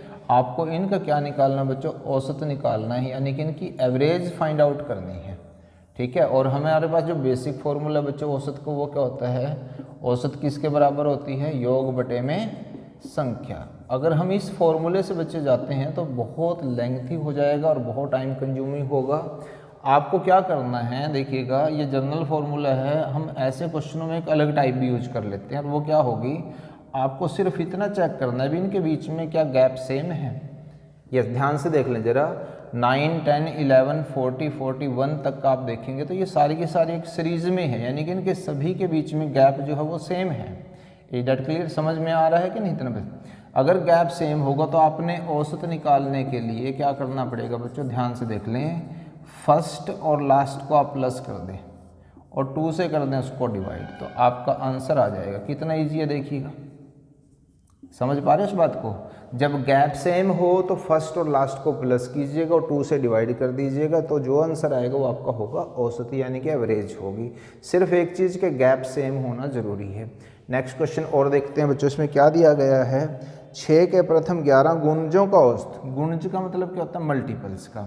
अब देखिएगा अगर हम बात करें, यानी कि आपको बोला गया है कि जो 6 का टेबल है वो आपने 11 तक, 11 का मतलब क्या होता है, अगर आप 11 को 6 से मल्टीप्लाई करेंगे तो 66, यानी कि जो लास्ट टर्म है बच्चों वो कितनी आ गई हमारी 66, और ये कितनी है हमारे पास 6। तो आप देख रहे होंगे गैप सभी का सेम है 6 का।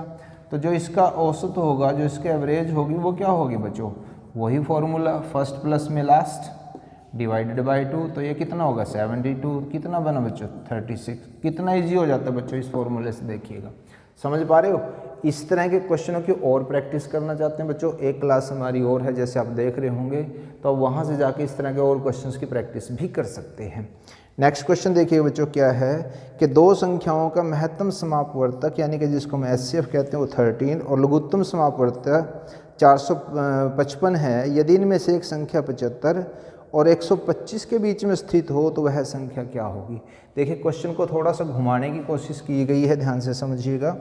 आपको दे रखा है बच्चों, यहाँ पे देखिएगा जो एचसीएफ है वो दिया गया है 13 और जो एलसीएम है वो दिया गया है 455।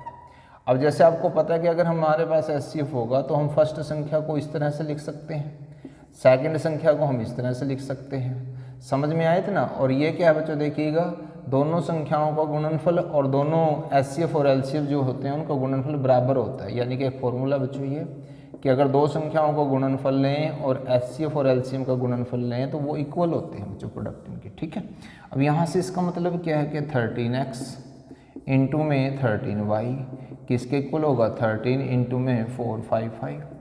अब यहाँ से हम कैंसिल कर देते हैं बच्चों, जितना भी कैंसिल होता है, ठीक है। तो यहाँ से एक्स वाई की वैल्यू जो आई बच्चों वो 35 वैल्यू आई। इसका मतलब क्या है, ऐसी दो संख्याएं ढूंढिएगा जिनको मल्टीप्लाई करके हमारे पास 35 आता है। तो अगर हम इसमें बात करें तो 1 इंटू में 35 भी हमारे पास 35 होता है और 5 इंटू में 7 भी हमारे पास 35 होता है। Is that clear. लेकिन यहाँ पे देखिएगा क्या शर्त दे रखी है कि जो संख्या है बच्चों वो 75 और 125 के बीच में होनी चाहिए। जो भी संख्या है 75 से बड़ी हो और 125 से वो छोटी हो। तो हमारे पास देखिए ये x की वैल्यू है और ये y की वैल्यू है और जो एचसीएफ है वो 13 है। अगर हम x से मल्टीप्लाई करें इसको तो ये 65 आता है और इसी तरह से अगर हम इसको 7 से मल्टीप्लाई करें तो 91 आता है। जो कंडीशन है बच्चों हमारी वो क्या है 75 और 125 के बीच में होनी चाहिए संख्या। तो इसका मतलब जो 91 है that will be your answer. बहुत इजी है बच्चों, सिर्फ आपने क्या करना थोड़ी प्रैक्टिस करते रहें, साथ साथ नोट्स प्रिपेयर करें, कोई भी क्वेश्चन आपके एग्जाम में नहीं छूटेगा। नेक्स्ट क्वेश्चन देखते हैं बच्चों, देखिएगा 5900 रुपये को ए बी सी में इस प्रकार बांटा गया है कि ए तथा बी के भागों का अनुपात 3:4 और बी और सी के भागों का अनुपात 5:6 है। तो बी का भाग ज्ञात करना है। क्वेश्चन को बच्चों जरा ध्यान से देखिएगा। जो a/b है वो तो दिया गया बच्चों हमारे पास 3/4 और जो b/c है वो दिया गया बच्चों हमारे पास यहाँ पे 5/6। जब कभी कोई भी क्वेश्चन आए तो सबसे पहले ये देखिएगा क्या ये इस तरह से हो रहा है कि a b b c, ये कॉन्टिन्यूटी में होने बहुत ज़रूरी है बच्चों। उसके बाद क्या करना आपने, इस तरह से आप इनको मल्टीप्लाई करेंगे, ऐसे ध्यान से देख लो जरा।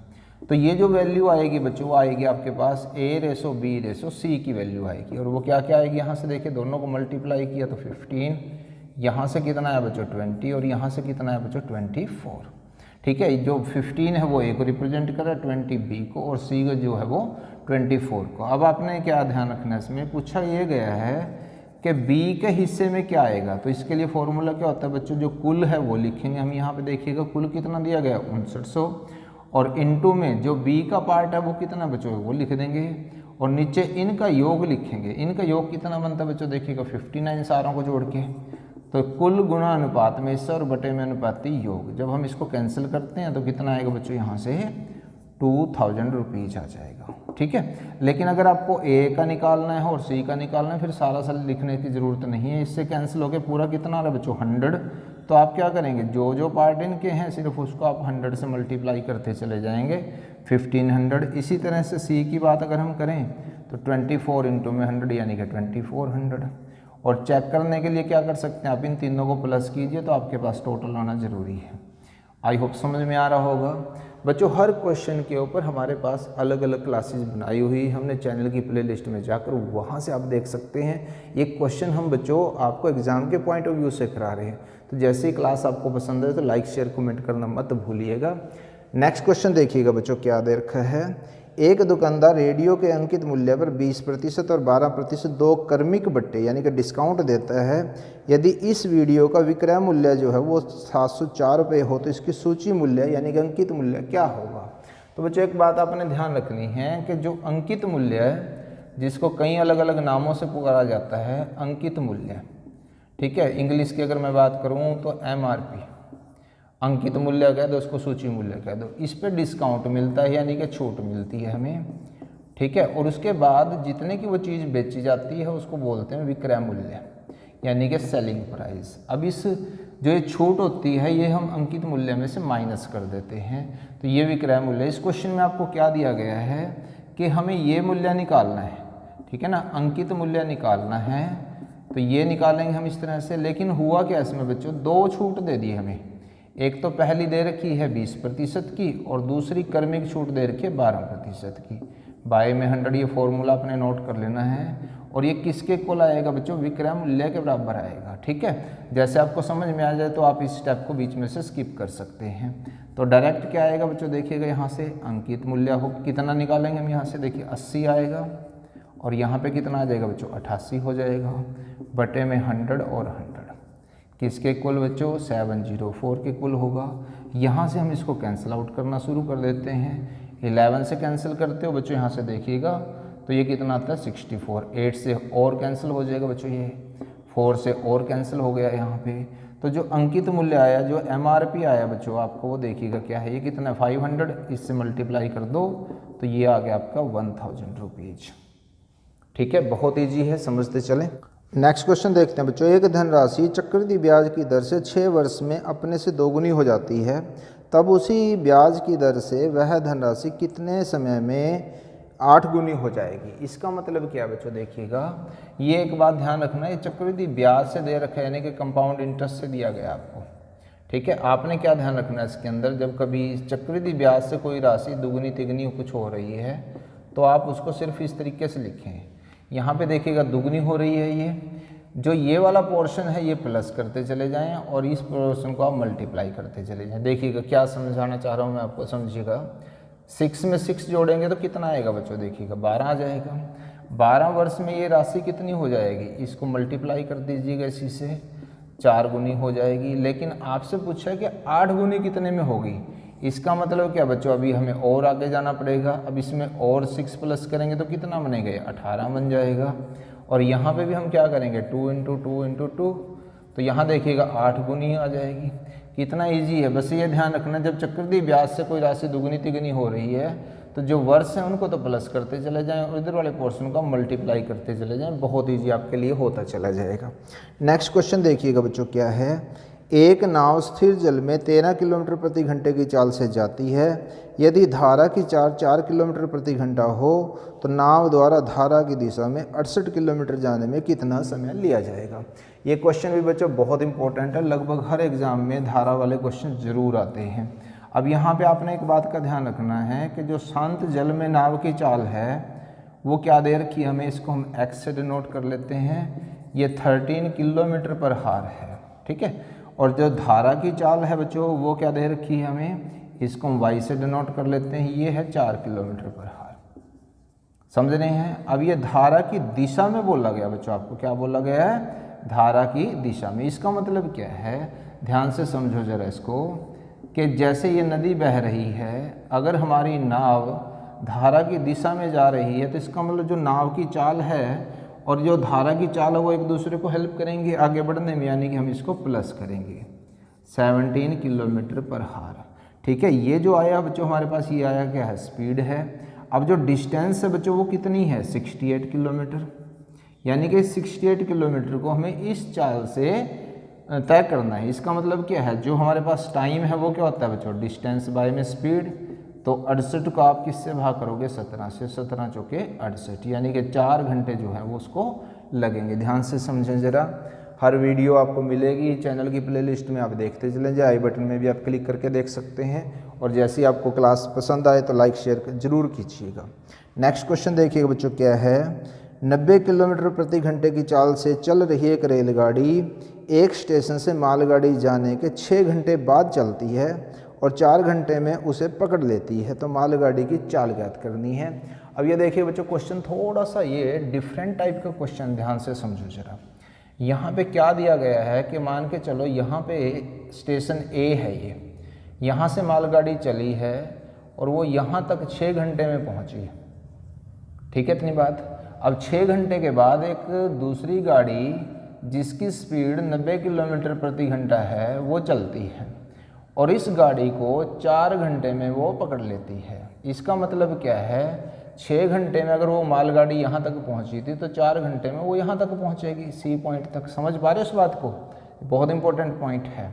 अब देखिएगा इस गाड़ी ने सिर्फ कितने हार्स चली है, सिर्फ 4 घंटे चली है, तो इसका मतलब जो इसने डिस्टेंस ट्रेवल करी है, डिस्टेंस क्या होता है बच्चों, स्पीड इनटू में टाइम, यानी कि 90 को आपने 4 से गुणा किया तो इसका मतलब 360 किलोमीटर की जो दूरी है वो जो ये गाड़ी है हमारे पास यात्री गाड़ी है, इसने मालगाड़ी को पकड़ा है। यानी कि इसका मतलब क्या है, ये 360 किलोमीटर चली है यात्री गाड़ी, तो मालगाड़ी भी तो बच्चों 360 किलोमीटर चली होगी, यानी कि जो इसमें डिस्टेंस है वो 360 किलोमीटर जो उसके द्वारा आई है। अब उसने टाइम कितना लिया, यहाँ ये पॉइंट समझने का है। 6 घंटे तो वो पहले चल चुकी थी, 4 घंटे ये हो गए, तो इसका मतलब जो टोटल टाइम है उसका वो 10 घंटे हो गए, याद रख लीजिएगा। अब हमें ये निकालनी है कि जो मालगाड़ी है उसकी स्पीड कितनी होगी, मालगाड़ी की स्पीड, ओके। और स्पीड क्या होता है बच्चों, डिस्टेंस बाय में टाइम। इसका मतलब 360 बाय में 10 किसके इक्वल आ जाएगा, किलोमीटर पर हावर, ठीक है, ये स्पीड आ जाएगी। थोड़ा समझाने के लिए क्वेश्चन होता है, उसके बाद आप इसको शॉर्ट में करते चले जाते हैं। यानी कि पहले हमने डिस्टेंस निकाला, फिर हमने टाइम से डिवाइड कर दी तो हमारे पास स्पीड आ जाती है। थोड़ा सा अलग क्वेश्चन है। नेक्स्ट क्वेश्चन देखिएगा बच्चों, 20 मीटर और 14 मीटर ऊंचे 2 खंभों के ऊपरी सिरों को एक तार द्वारा जोड़ा गया है। यदि तार की क्षितिज से 30 डिग्री का कोण बनाती है तो तार की लंबाई क्या होगी। ये बच्चों हाइट एंड डिस्टेंस का क्वेश्चन है, ध्यान से समझें ज़रा इसको आप।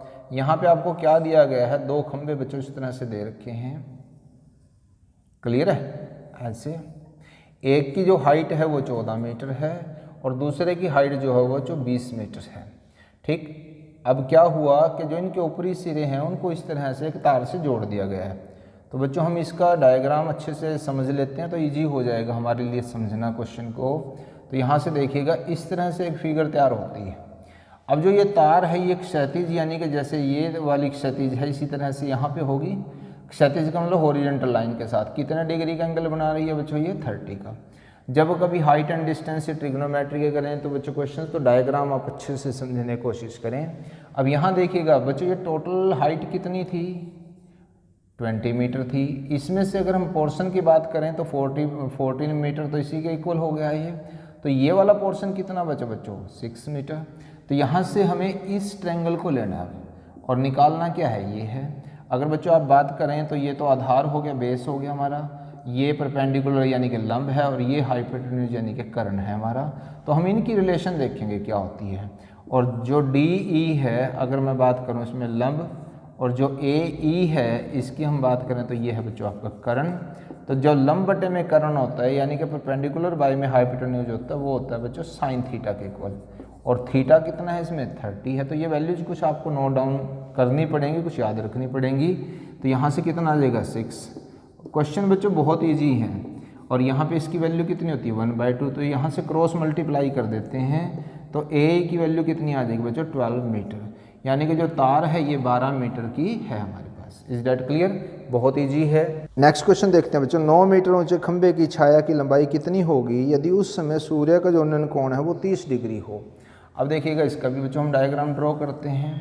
यहाँ पे आपको ये कहा गया है कि एक 9 मीटर ऊंचा खंबा है। सपोज कीजिए जो सूर्य है वो यहाँ पे है, क्लियर है। अब क्या हुआ, इसकी जो छाया वो ये बनेगी और ये यहाँ पे 30 डिग्री का कोण बनता है हमारे पास। तो छाया की लंबाई निकालनी है। अब देखिए खंबे की जो छाया होगी बच्चों वो तो ये होगी ना। अगर हम इसकी नेमिंग करें ए, बी और सी, इसका मतलब जो बी सी है वो हमें फाइंड आउट करना। तो इनकी रिलेशन देखें बच्चों, ये लंब है हमारा और ये क्या है बच्चों, आधार है। तो लंब की और आधार की रिलेशन अब की बार लेंगे, तो इसका मतलब क्या है, ए बी बाई में बी सी, यानी कि जो लंब होता है और नीचे जब आधार आएगा इसमें तो ये टेंजेंट में जाएगा बच्चों हमारे पास, और थीटा दे रखा कितना यहाँ पे 30, तो ए बी की वैल्यू कितनी है 9 और बी सी हमें फाइंड आउट करना है, टेंजेंट थीटा की वैल्यू कितनी होती है बच्चों 1/√3, इसको मल्टीप्लाई करेंगे तो बी सी की वैल्यू कितनी आ जाएगी 9 × √3 मीटर। बहुत ईजी क्वेश्चन है, सिर्फ आपको ये ट्रिग्नोमेट्रिक वैल्यूज पता होने चाहिए और एक ये रिलेशन का पता होना चाहिए।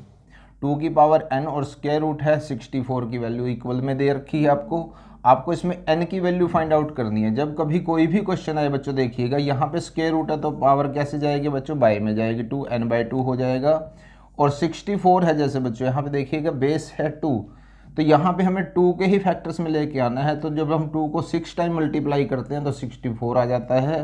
n/2 किसके इक्वल होगा बच्चों, यहाँ से देखिएगा 6 के, तो n की वैल्यू कितनी हो जाएगी बच्चों, देखिएगा 12, यहाँ से आपके पास n की वैल्यू आ जाएगी। कितना इजी क्वेश्चन था। ओके, अब देखिएगा बच्चों एक बात आपने और ध्यान रखनी है, इसको हम थोड़ा डायरेक्ट भी कर सकते हैं, जब आपको ये चीज़ समझ में आ जाए तो हम इसको थोड़ा डायरेक्ट भी कर सकते हैं। ये देखिएगा 2 की पावर 6 है बच्चों यहाँ से, और यहाँ पे देखिए अंडर रूट जब होता है तो इसका मतलब 2 है, तो हम इसको डायरेक्ट मल्टीप्लाई भी कर सकते हैं इस तरह से, 6 2 जा 12 आपके पास आंसर आ जाएगा। यहाँ पे देखिएगा n की वैल्यू फाइंड आउट करनी थी हमें, तो n की वैल्यू कितनी आ गई बच्चों 12 आ गई।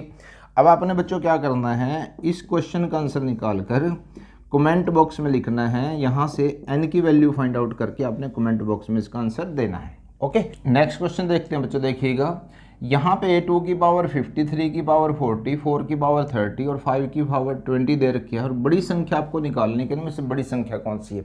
कई बार बच्चे क्या करते हैं, जैसे 2 की पावर 50 है वो पावर्स को कंपैरिजन करके देख लेते हैं कि ये संख्या बड़ी होगी, या फिर वो क्या करेंगे बच्चों बेस को कंपैरिजन कर लेते हैं, जैसे यहाँ पे 5 है तो 5 जो है वो ग्रेटर संख्या होगी, जबकि ऐसा नहीं होता। पहले हम इसको सॉल्व करने का एक मेथड ढूंढेंगे, उस मेथड को सॉल्व करने के बाद फिर हमारा आंसर जो है वो बिल्कुल सही आएगा। अब आप देखिएगा जब कभी कोई ऐसा क्वेश्चन आए जिसके बेस अलग हों, पावर्स अलग हों, तो आपने क्या करना बच्चों, हमने एचसीएफ में आपको सिखाया था कि एचसीएफ वो बड़ी संख्या होती है जो सभी नंबर्स को इक्वली डिवाइड करता है। क्लियर है बच्चों, यहाँ से देखिएगा 50 है, 40 है, 30 है और 20 है, या यूँ कहें कि वो बड़ा नंबर ढूंढिएगा जो इन सभी पावर्स को डिवाइड करता हो, और वो क्या होगा बच्चों, यहाँ से देखिएगा 10, इसी को बच्चों हम एचसीएफ भी बोल लेंगे। तो जब हम इसको 10 से डिवाइड करेंगे 50 को, तो हम इसको इस तरह से लिख देंगे, ध्यान से समझते चले बच्चों, देखिएगा 3 4 आ जाएगा, यहाँ पे कितना हो जाएगा बच्चों, देखिएगा 10, समझ पा रहे होंगे आई थिंक। यहाँ पे 3 है तो यहाँ पे कितना हो जाएगा बच्चों 10, 5 यहाँ पे 2 है तो यहाँ पे कितना हो जाएगा बच्चों, देखिएगा 10। क्लियर है, 2 की पावर 5 का मतलब क्या बच्चों, इसको तो ईजी है मल्टीप्लाई करना है, यानी कि 2 को 5 टाइम्स मल्टीप्लाई करना है, कितना आ जाएगा 32। यहाँ पे 3 को देखिएगा 4 मत कर दीजिएगा, 3 4 या 12, बहुत बार बच्चे गलती करते हैं, 3 को 4 टाइम्स मल्टीप्लाई करना है, इसका मतलब 81 आएगा, और यहाँ पे कितना होगा बच्चों 64, 25 टू पावर 10। ठीक है, अब देखिएगा इसका मतलब 32 को 10 टाइम्स मल्टीप्लाई करना है, 81 को भी, इसी तरह 64 को भी। समझ पा रहे इस बात को। तो आप यहाँ से देख रहे होंगे जो सबसे बड़ी संख्या है वो कितनी होगी बच्चों, 81 को 10 टाइम्स मल्टीप्लाई करके जो आंसर आएगा वो होगा। ये किसको रिप्रेजेंट करता है बच्चों, इसको करता है। और आपसे क्वेश्चन में क्या पूछा गया, बड़ी संख्या पूछी गई, तो आपका आंसर क्या होगा 3 की पावर 40। इसी क्वेश्चन में आपसे छोटी संख्या भी पूछ सकता था। क्लियर बच्चों, एग्जामिनर आपसे अवरोही क्रम में भी इनको बोल सकता है, भी अवरोही क्रम में लगाइएगा। इसी तरह से आरोही क्रम में भी पूछ सकता था कि आरोही क्रम में इनको लगाइएगा। ठीक है, तो सबसे पहले क्या करना पड़ेगा बच्चों, आपको इस तरह से सोल्व करना पड़ेगा। सोल्व करने के बाद ही बच्चों आप ये इस तरह से जो भी पूछा जाए उसका आंसर दे सकते हैं। ओके, एक क्वेश्चन बच्चों हम आपको और दे रहे हैं, आपने इसका आंसर भी कमेंट बॉक्स में लिखना है। ठीक है, ध्यान से देख ले जरा आप इसको। 4 की पावर यहाँ पे 200 है और 5 की पावर यहाँ पे 100। इनमें आपने छोटी संख्या निकालनी है। क्या निकालना है, छोटी संख्या, वो आपने फाइंड आउट करनी। क्लियर है। देखिए बच्चों, नेक्स्ट क्वेश्चन दिया गया है कि एक चुनाव में एक उम्मीदवार को 62% वोट प्राप्त हुए, वह 144 वोटों से जीत गया, कुल वोटों की संख्या ज्ञात कीजिएगा। बच्चों ये क्वेश्चन बहुत बार आता है पेपर में। ठीक है, आपने इसको कैसे करना है, देखिए जो जीतने वाला उम्मीदवार है उसको मिले हैं 62% वोट, और जो हारने वाला बच्चों देखिएगा टोटल हमेशा क्या होता है 100% होता है। ये बात ध्यान रख लीजिएगा, टोटल कितना होगा बच्चों 100%। अब जीतने वाले को कितने मिले हैं 62, तो हारने वाले को कितने मिले, आप 100 में से माइनस कर दीजिएगा, ये आ गया। क्लियर। अब वो कितनी वोटों से जीता है, जो विनर है वो 144 वोटों से जीता है। ठीक है, ये अंतर होगा, हमेशा ध्यान रख लीजिएगा, हार का और जीत का। तो आपने क्या करना, इन दोनों परसेंटेज का डिफरेंस निकालिएगा। वो कितना है बच्चों, देखिएगा 24%। और ये किसके इक्वल आया है, यहाँ से 144 के। तो आप यहाँ से 1% की वैल्यू निकालिएगा।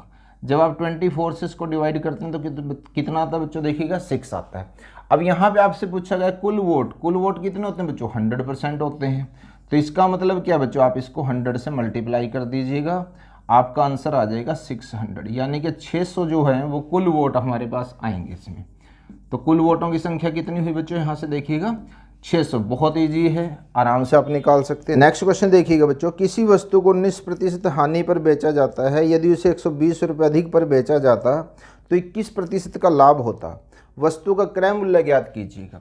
जब बच्चों देखिएगा उसको 19% हानि पर बेचा जाता है और जब उसको 21% लाभ पर बेचा जाता है तो हमें 120 रुपये अधिक मिलते। ये बात ध्यान रखिएगा। ठीक है, जब कभी कोई भी ऐसा क्वेश्चन है बच्चों, देखिएगा यहाँ पे देखिएगा लॉस एंड प्रॉफिट है, तो आपने क्या करना है, इन दोनों को प्लस कर देना है। तो जो सीपी निकालना है, जिसको हम क्रय मूल्य बोलते हैं, वो निकालने के लिए डायरेक्ट मेथड आपको बता रहा हूँ। जितने में भी अधिक या कम में बेचा जाए तो वो लिख दीजिएगा। क्लियर है। यहाँ प्रॉफिट और लॉस है तो दोनों को प्लस कर दीजिएगा। कितना बना बच्चों 40 और इनटू में 100 लिख दीजिएगा। ये आपका डायरेक्ट आंसर आ जाएगा। यहाँ से आंसर आया आपका 300। क्लियर बच्चों, बहुत ईजी है, आई होप समझ में आ गया होगा।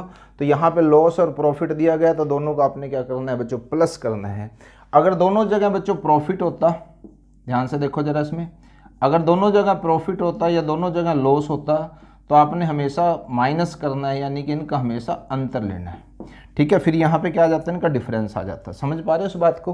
तो प्रॉफिट एंड लॉस है तो हमेशा प्लस कर दीजिएगा, और अगर प्रॉफिट है लॉस है तो हमेशा माइनस कर दीजिएगा। आंसर आपका इस तरह से आ जाएगा। नेक्स्ट क्वेश्चन देखिएगा बच्चों, बहुत ही इंपॉर्टेंट क्वेश्चन है और बहुत बार ये क्वेश्चन रिपीट होता है। ध्यान से देखिएगा क्या लिखा गया है। 800 रुपये की राशि साधारण ब्याज की एक निश्चित दर पर 3 वर्ष में 956 रुपये हो जाती है। यदि ब्याज की दर 4% बढ़ा दी जाए तो राशि 3 वर्ष में कितनी हो जाएगी। अब देखिएगा, जो बच्चे सोच रहे हैं कि पहले इसमें दर फाइंड आउट करेंगे, फिर उसके बाद आप ब्याज निकालेंगे, फिर उसके बाद मिश्र धन निकालेंगे, वो एक बहुत ही लंबा और ट्रेडिशनल मेथड होगा। इस क्वेश्चन को बच्चों हम बहुत ईजी वे में करवाते हैं। देखिएगा, मूलधन कितना दिया गया आपको, 800 रुपये दिया गया है, समय कितना है 3, और कितनी दर बढ़ाई जा रही है 4%। तो आप पहले इसी का ब्याज निकाल दीजिएगा। ओके, जितनी दर जो बढ़ाई है इन्होंने 4% आपको बढ़ाने के लिए बोल रहे हैं, आप उसी पे ब्याज निकाल दीजिएगा, बहुत ईजी हो जाएगा। और ये आया बच्चों 96 रुपीज़। क्लियर है। अब जो मिश्र धन है हमारा वो कितना है 956, दोनों का आप इसमें प्लस कर दीजिएगा। तो इसका मतलब क्या बच्चों, देखिएगा जो नया मिश्र धन है वो आपका आंसर हो जाएगा 1052 रुपये। ठीक है, बहुत ही आसान, ईजी और समझना आसान। नेक्स्ट क्वेश्चन देखिएगा बच्चों, 3 विभिन्न चौराहों पर यातायात की बत्तियां क्रम से 48 सेकंड, 72 सेकंड, 108 सेकंड के बाद बदलती रहती हैं। यदि वे 8:20 पर एक साथ बदलें तो पुनः एक साथ कितने बजे वो बदलेंगी। ध्यान से देखिएगा बच्चों, यहाँ पे आपको दे रखा है 48 सेकंड, 72 सेकंड और बच्चों दिया गया है आपको इसमें 108 सेकंड। ठीक है, और आपको ये बात बोली गई है कि 8:20 पर वो एक साथ बत्तियां जो है वो चेंज हुई थी। आपने बच्चों एक बात का ध्यान रखना है, इसको इस तरह के क्वेश्चंस में जब आपसे वो ये कहे कि चौराहे पर बत्तियां, ठीक है, या फिर घंटियां, ध्यान से समझ लो जरा इसको, घंटियां, या फिर आपको बोला जाए धावक, यानी कि कोई भी रनर जो है वो दौड़ते हैं, तो इस तरह से 3 तरह से क्वेश्चन आपसे पूछा जा सकता है। बत्तियां दे सकता है, घंटियां दे सकता है, या फिर धावक के बारे में पूछ सकता है। जब कभी कोई भी ऐसा क्वेश्चन है बच्चों, आपने हमेशा इनका एलसीएम फाइंड आउट करना है। तो एलसीएम वैसे तो हम 2 से डिवाइड करना चाहिए हमें, लेकिन हम देख सकते हैं भी अगर ये नंबर किसी बड़े से भी हो सकता है तो हम इकट्ठा भी इसको कर सकते हैं, क्योंकि एग्जामिनर को सिर्फ आपका आंसर चाहिए, इसमें ना किस मेथड से किया वो नहीं मायने रखता। तो यहाँ से देखिएगा जब आप इसको करते हैं तो ये आ जाएगा आपके पास, और 2 से डिवाइड इसको आप और कर लीजिएगा। अब 3 9 को कर देता है, इसको हम कैंसिल कर सकते हैं। जब हम इन सभी को मल्टीप्लाई करते हैं बच्चों, यहाँ से देखिएगा ये आता है 432। ठीक है, ये 432 सेकंड आए हैं। अब आपने ध्यान ये रखना है 8:20 पर वो सारी की सारी जो बत्तियां थी वो इकट्ठी एक जगह जगी थी। अब हमें ये निकालना कि वो इकट्ठी कब होंगी, तो आप क्या करेंगे, इसको 60 से डिवाइड कर देंगे। क्या कर देंगे बच्चों, 60 से डिवाइड कर देंगे, तो ये मिनट आ गए आपके पास और ये कितने आए, 12 सेकंड आए। तो इसका मतलब क्या है, अब आप इसमें प्लस कर दीजिएगा इसको, तो ये आया बच्चों 8:27 और 12 सेकंड पर वो बत्तियां इकट्ठी एक बार जगेंगी। ओके, नेक्स्ट क्वेश्चन देखिएगा बच्चों, एक नाव में 10 नाविकों में से 50 किलोग्राम के भार के एक नाविक के स्थान पर एक नया व्यक्ति आ जाने से इनके औसत भार में 1.5 किलोग्राम की वृद्धि हो जाती है। नए नाविक का भार क्या होगा। बच्चों आपने एक बात ध्यान रखना है, पहले भी 10 नाविक थे, अब भी 10 नाविक हैं और इनका औसत कितना है बच्चों, देखिएगा 58 किलोग्राम है। क्लियर है। अब आपको ये कहा गया है कि एक को हमने रिप्लेस किया, मान के चलो कि इसको हम निकाला यहाँ से और इसको हमने यहाँ पे किया, अगर इसका वेट भी दोनों का बराबर होता है इनका, तो फिर तो हमारा जो औसत है वो पहले जितना ही रहना था। लेकिन क्या हुआ, जो नया व्यक्ति आया है इस व्यक्ति के स्थान पर, उसकी वजह से 1.5 kg जो है वो सभी का औसत जो वो इंक्रीज हो गया। क्लियर है। अब देखिएगा जो नया व्यक्ति आया है इसका मतलब उसका वेट ज़्यादा होगा। उसने क्या किया, खुद तो अपना वेट लेके आई था फालतू, साथ में इनका भी एवरेज बढ़ा दिया। तो ऐसे क्वेश्चनों को करने के लिए हम क्या करेंगे, हम जो बड़ा हुआ वेट है, जैसे यहाँ पे कितना है बच्चों, देखिए 1.5, इसको संख्या से मल्टीप्लाई कर देते हैं तो ये कितना आ जाएगा बच्चों, 15 किलोग्राम।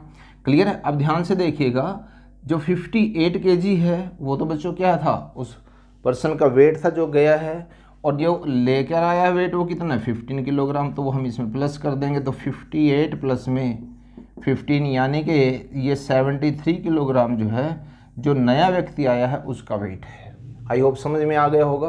तो इसमें योग निकालने की ज़रूरत नहीं है, ये इंक्रीज हो रहा है, सिर्फ हमें इसका निकाल लिया बच्चों यहाँ से और इसको हमने इसमें प्लस कर दिया। और अगर ये डिक्रीज हो जाता है यानी कि कमी हो जाती, फिर हम क्या करते बच्चों, इसमें से माइनस कर देते। बहुत ईजी है। ओके, नेक्स्ट क्वेश्चन देखिएगा बच्चों, एक आयताकार प्लॉट की लंबाई तथा चौड़ाई का अनुपात क्रमशः 8:5 है।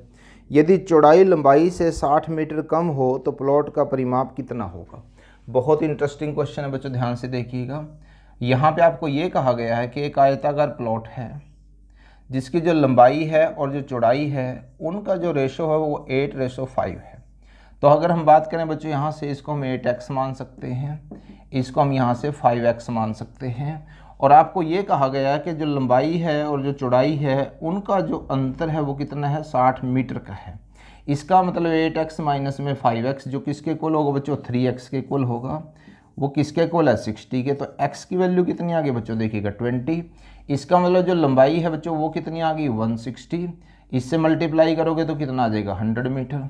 अब यहाँ से दो क्वेश्चन आपसे पूछे जा सकते हैं, एक तो परिमाप के बारे में पूछा जा सकता है, एक क्षेत्रफल के बारे में पूछा जा सकता है। ठीक है, आपसे इस क्वेश्चन में पूछा गया है परिमाप के बारे में। परिमाप आप जानते हैं चारों भुजाओं का योग होता है। फॉर्मूला ना यूज करें तो हम क्या कर सकते हैं, डायरेक्ट इनको प्लस कर सकते हैं। तो इसका मतलब बच्चों देखिए 320 और 200 तो कितना हो गया बच्चों, यहाँ से 520 मीटर। यही आपका आंसर होगा। क्लियर है। क्षेत्रफल पूछता है एग्जामिनर तो आप क्या करते हैं, इनको मल्टीप्लाई कर देते। बहुत ईजी है। नेक्स्ट क्वेश्चन देखते हैं। ये क्वेश्चन देखिए बच्चों, एक परीक्षा में 80% लड़के हिंदी में पास हुए, 85% गणित में पास हुए, जबकि 75% लड़के दोनों विषयों में पास हुए। इस क्वेश्चन को बच्चों क्लियर करने के लिए हमने एक अलग से क्लास और बनाई हुई है मैथ्स के ऊपर, वहाँ से आप उसको देख सकते हैं परसेंटेज में। इसको बच्चों हम वेन डायग्राम से करते हैं, ध्यान से समझिएगा। यहाँ पे हम क्या करेंगे बच्चों, इस तरह से ऐसे लिख देंगे इनको। यहाँ पे जो 80% दे रखा है बच्चों वो क्या दे रखा है आपको, हिंदी में पास दे रखे हैं। क्लियर है। और इसी तरह से 85% जो है किसमें है, मैथ्स में पास हैं। और आपको दिया गया जो 75% है वो दोनों में पास हैं। ओके, तो जब कभी आप इस तरह से निकालेंगे टोटल पास का, तो हम क्या करेंगे, यहाँ पे 80 प्लस में 85 और माइनस में 75। माइनस में क्यों किया बच्चों, क्योंकि ये जो पोर्शन है ये दोनों में कंबाइन हो चुका है, इसमें भी आ चुका है इसमें भी, इसलिए हम क्या करते हैं, इसको माइनस करते हैं। तो जब हम इसमें करेंगे तो बच्चों यहाँ पे कितना आ जाएगा, 90%। ये टोटल पास का है, ये बात ध्यान रखिएगा। और आपको संख्या दे रखी है टोटल फेल की, यानी कि जो 45 बच्चे फेल हुए हैं वो दे रखे हैं आपको। ठीक है, तो परसेंटेज भी आपकी फेल में आनी चाहिए। तो टोटल फेल कितने होंगे बच्चों देखिएगा, 100 में से मैंने बोला हुआ है ना आपको टोटल 100 होता है, 90 अगर पास हैं तो फेल कितने हो गए 10% हो गए। और 10% किसके इक्वल है बच्चों देखिएगा 45 के। यहाँ से आपको 1% निकालना है, ठीक है। तो आप क्या कर सकते हैं, देखिए टोटल होता है 100%, कितना होता है 100%। तो हम यहाँ से इसको 10 से मल्टीप्लाई भी करके ऐसे भी कर सकते हैं, 1 0 आप इधर लगा दीजिएगा, ये आ गया आपके पास कुल बच्चे, ठीक है। तो ये कितने होंगे कुल छात्र, आपके पास इसका आंसर आ जाएगा। यही आपसे पूछा है। 7 क्रमागत संख्याओं का जो योग है वो 140 है, तो उन संख्याओं में सबसे बड़ी संख्या कौन सी है। देखिएगा यहाँ पे क्या दिया गया बच्चों, 7 क्रमागत संख्याएं दे रखी हैं और उनका जो योग है बच्चों वो आपके पास दिया गया है 140। अब ध्यान से समझने वाली बात बच्चों इसमें ये है, एक तो शब्द इसमें आया बच्चों क्रमागत और एक है बच्चों प्राकृत, नेचुरल नंबर्स हैं। यानी कि इसका मतलब क्या बच्चों, क्रमागत प्राकृत संख्याओं का मतलब क्या, जिनके बीच का डिफरेंस जो बच्चों वो 1 होगा। ध्यान से समझते चलो इस बात को।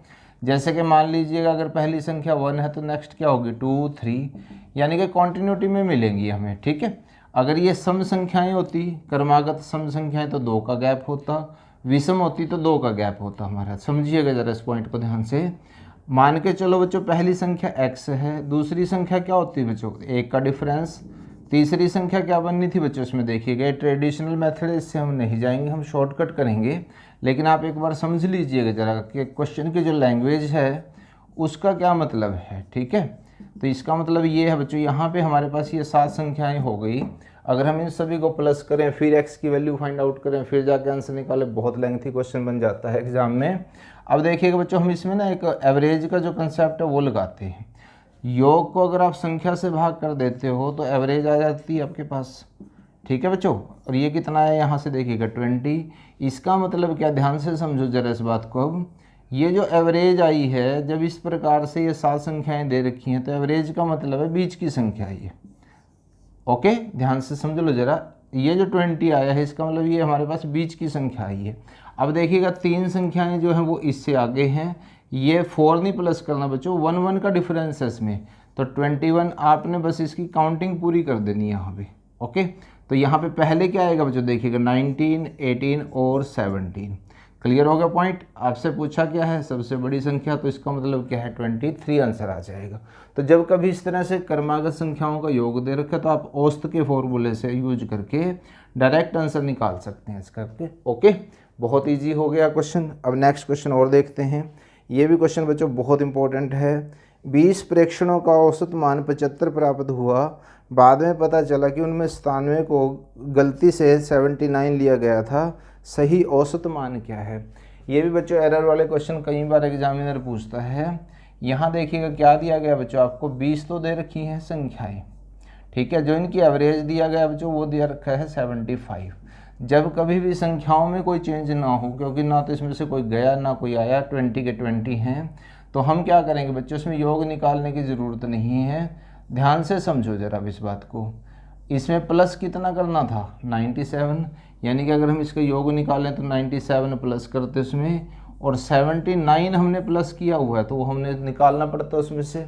इसका मतलब क्या है कि इनका जो डिफरेंस है वो कितना आया देखिएगा, इनका डिफरेंस आया बच्चों देखिएगा 18। और 18 का मतलब क्या है कि 79 हमने जोड़ा हुआ है, जोड़ना था हमने 97, यानी कि 18 जो है वो हमने कम जोड़ा हुआ है।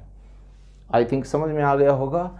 18 जो है इनके योग में कम जोड़ा हुआ, तो हम क्या करेंगे बच्चों, इसमें जो ये 18 है ना, इसी का हम यहाँ पे औसत निकाल लेते हैं। तो हम क्या करेंगे, जब इसको कैंसिल आउट करते हैं तो ये 0.9 बना हमारा, ठीक है। अब देखिए 75 के अंदर 0.9 को कैसे ऐड करना है वो आप जानते हैं। डेसिमल लगाइएगा यहाँ पे, और डेसिमल के सीध में डेसिमल, कई बार बच्चों को प्रॉब्लम आ जाती है, तो डेसिमल के सीध में डेसिमल रखिएगा जब आपको प्लस या माइनस करना हो, ठीक है। तो यहाँ से कितना आ जाएगा 75.9, that is your answer. I hope समझ में आ रहा होगा। कुछ और क्वेश्चन डिस्कस करते हैं। देखिएगा बच्चों 2 क्वेश्चन और डिस्कस करते हैं। यहाँ पे क्या दिया गया बच्चों देखिएगा, a प्लस बी का 20% जो है वो b का 50% के इक्वल दे रखा है, और हमें इसकी वैल्यू फाइंड आउट करनी है, ओके। सबसे पहले तो हमें क्या करना देखिएगा, इसमें से 0 और प्रतिशत को कैंसिल कर दीजिएगा। अब इस 2 को इसके साथ मल्टीप्लाई कीजिएगा, यानी कि हमें यहाँ से ए और बी की वैल्यू फाइंड आउट करनी है, ठीक है, तभी हम इसकी वैल्यू फाइंड आउट कर पाएंगे। तो हम क्या करेंगे, यहाँ से देखिएगा 2a किसके इक्वल होगा, 5b माइनस में 2b। तो यहाँ से हमारे पास जो वैल्यू आएगी बच्चों वो क्या होगी, देखिएगा a बाई में b। यहाँ कई बार बच्चे मिस्टेक करते हैं, हम b को यहाँ लेकर आ रहे हैं तो 2 को हम यहाँ पे लेके जाएंगे, यानी कि इसके बाई में जाएगा। तो a की वैल्यू कितनी हुई यहाँ से 3 और b की वैल्यू कितनी है बच्चों यहाँ से 2। तो अब इसमें वैल्यू पुट कर दीजिएगा। जब हम इसमें वैल्यू पुट करते हैं यहाँ पे तो देखिएगा इसको फिर आप डायरेक्ट भी कर सकते हैं। ओके, ये सिर्फ समझाने के लिए है, कई बार बच्चों को प्रॉब्लम आती है। तो ये कितना हुआ देखो 6 में से 2 गया तो कितना है बच्चों 4, और ये कितना 6 प्लस में 2 कितना हुआ 8। जल्दबाजी नहीं बच्चों करनी बिल्कुल भी, तभी आपके क्वेश्चंस गलत होते हैं एग्जाम में। ओके, ध्यान से समझते चलो कंसेप्ट, धीरे धीरे करके स्टेप अपने आप स्किप होने स्टार्ट हो जाएंगे बीच में से।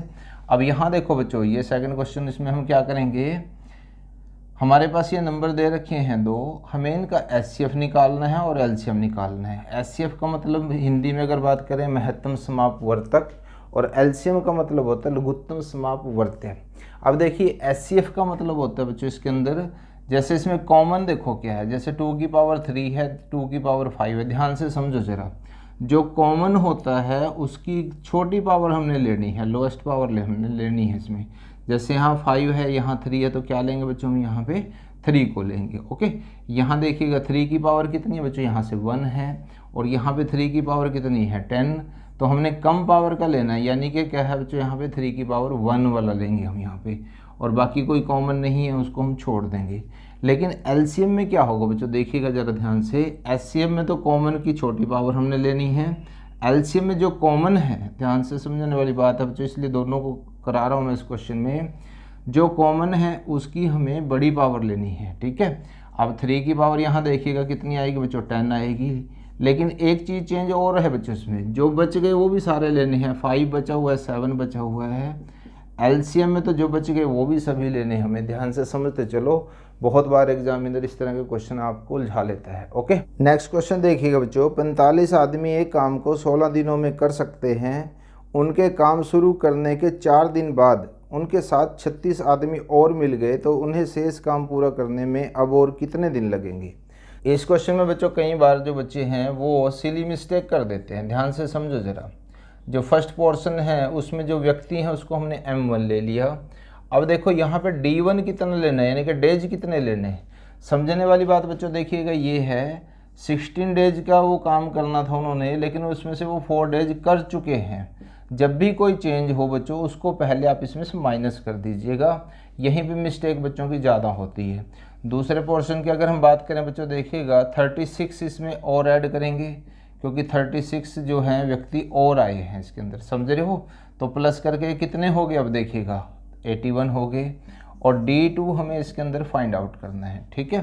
तो फॉर्मूला जो बच्चों होगा इसमें यूज M1 D1 और M2 D2, ये फॉर्मूला हम इसके अंदर यूज कर लेंगे, ठीक है। तो यहाँ से क्या आएगा बच्चों देखिएगा 45 और इंटू में 12 और 81 और इंटू में D2, यानी कि हमें ये फाइंड आउट करना है। तो जो कैंसिल हो सकता है उसको आपने कैंसिल कर देना है यहाँ से।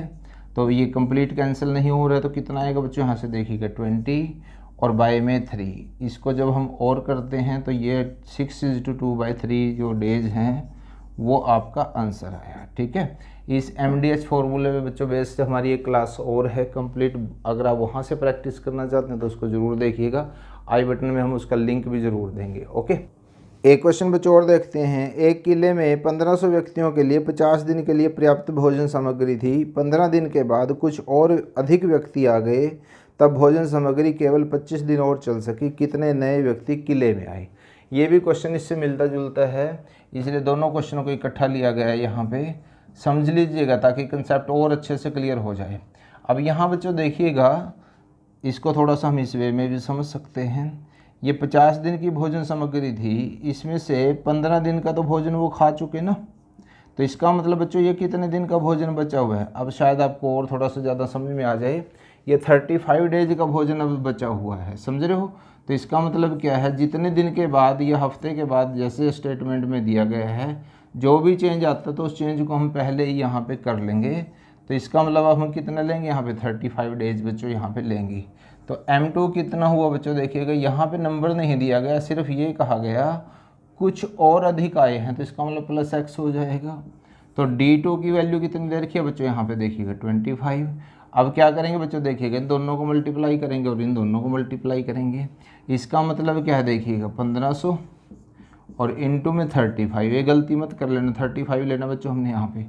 और इधर क्या आएगा बच्चों देखिए 1500 प्लस में x और इनटू में 25। जब हम इसको कैंसिल करते हैं तो ये कितना आएगा बच्चों देखिएगा 2100 हो जाएगा यहाँ से, 1500 प्लस में x, तो x की वैल्यू क्या हो जाएगी बच्चों यहाँ से 600 x की वैल्यू आ जाएगी।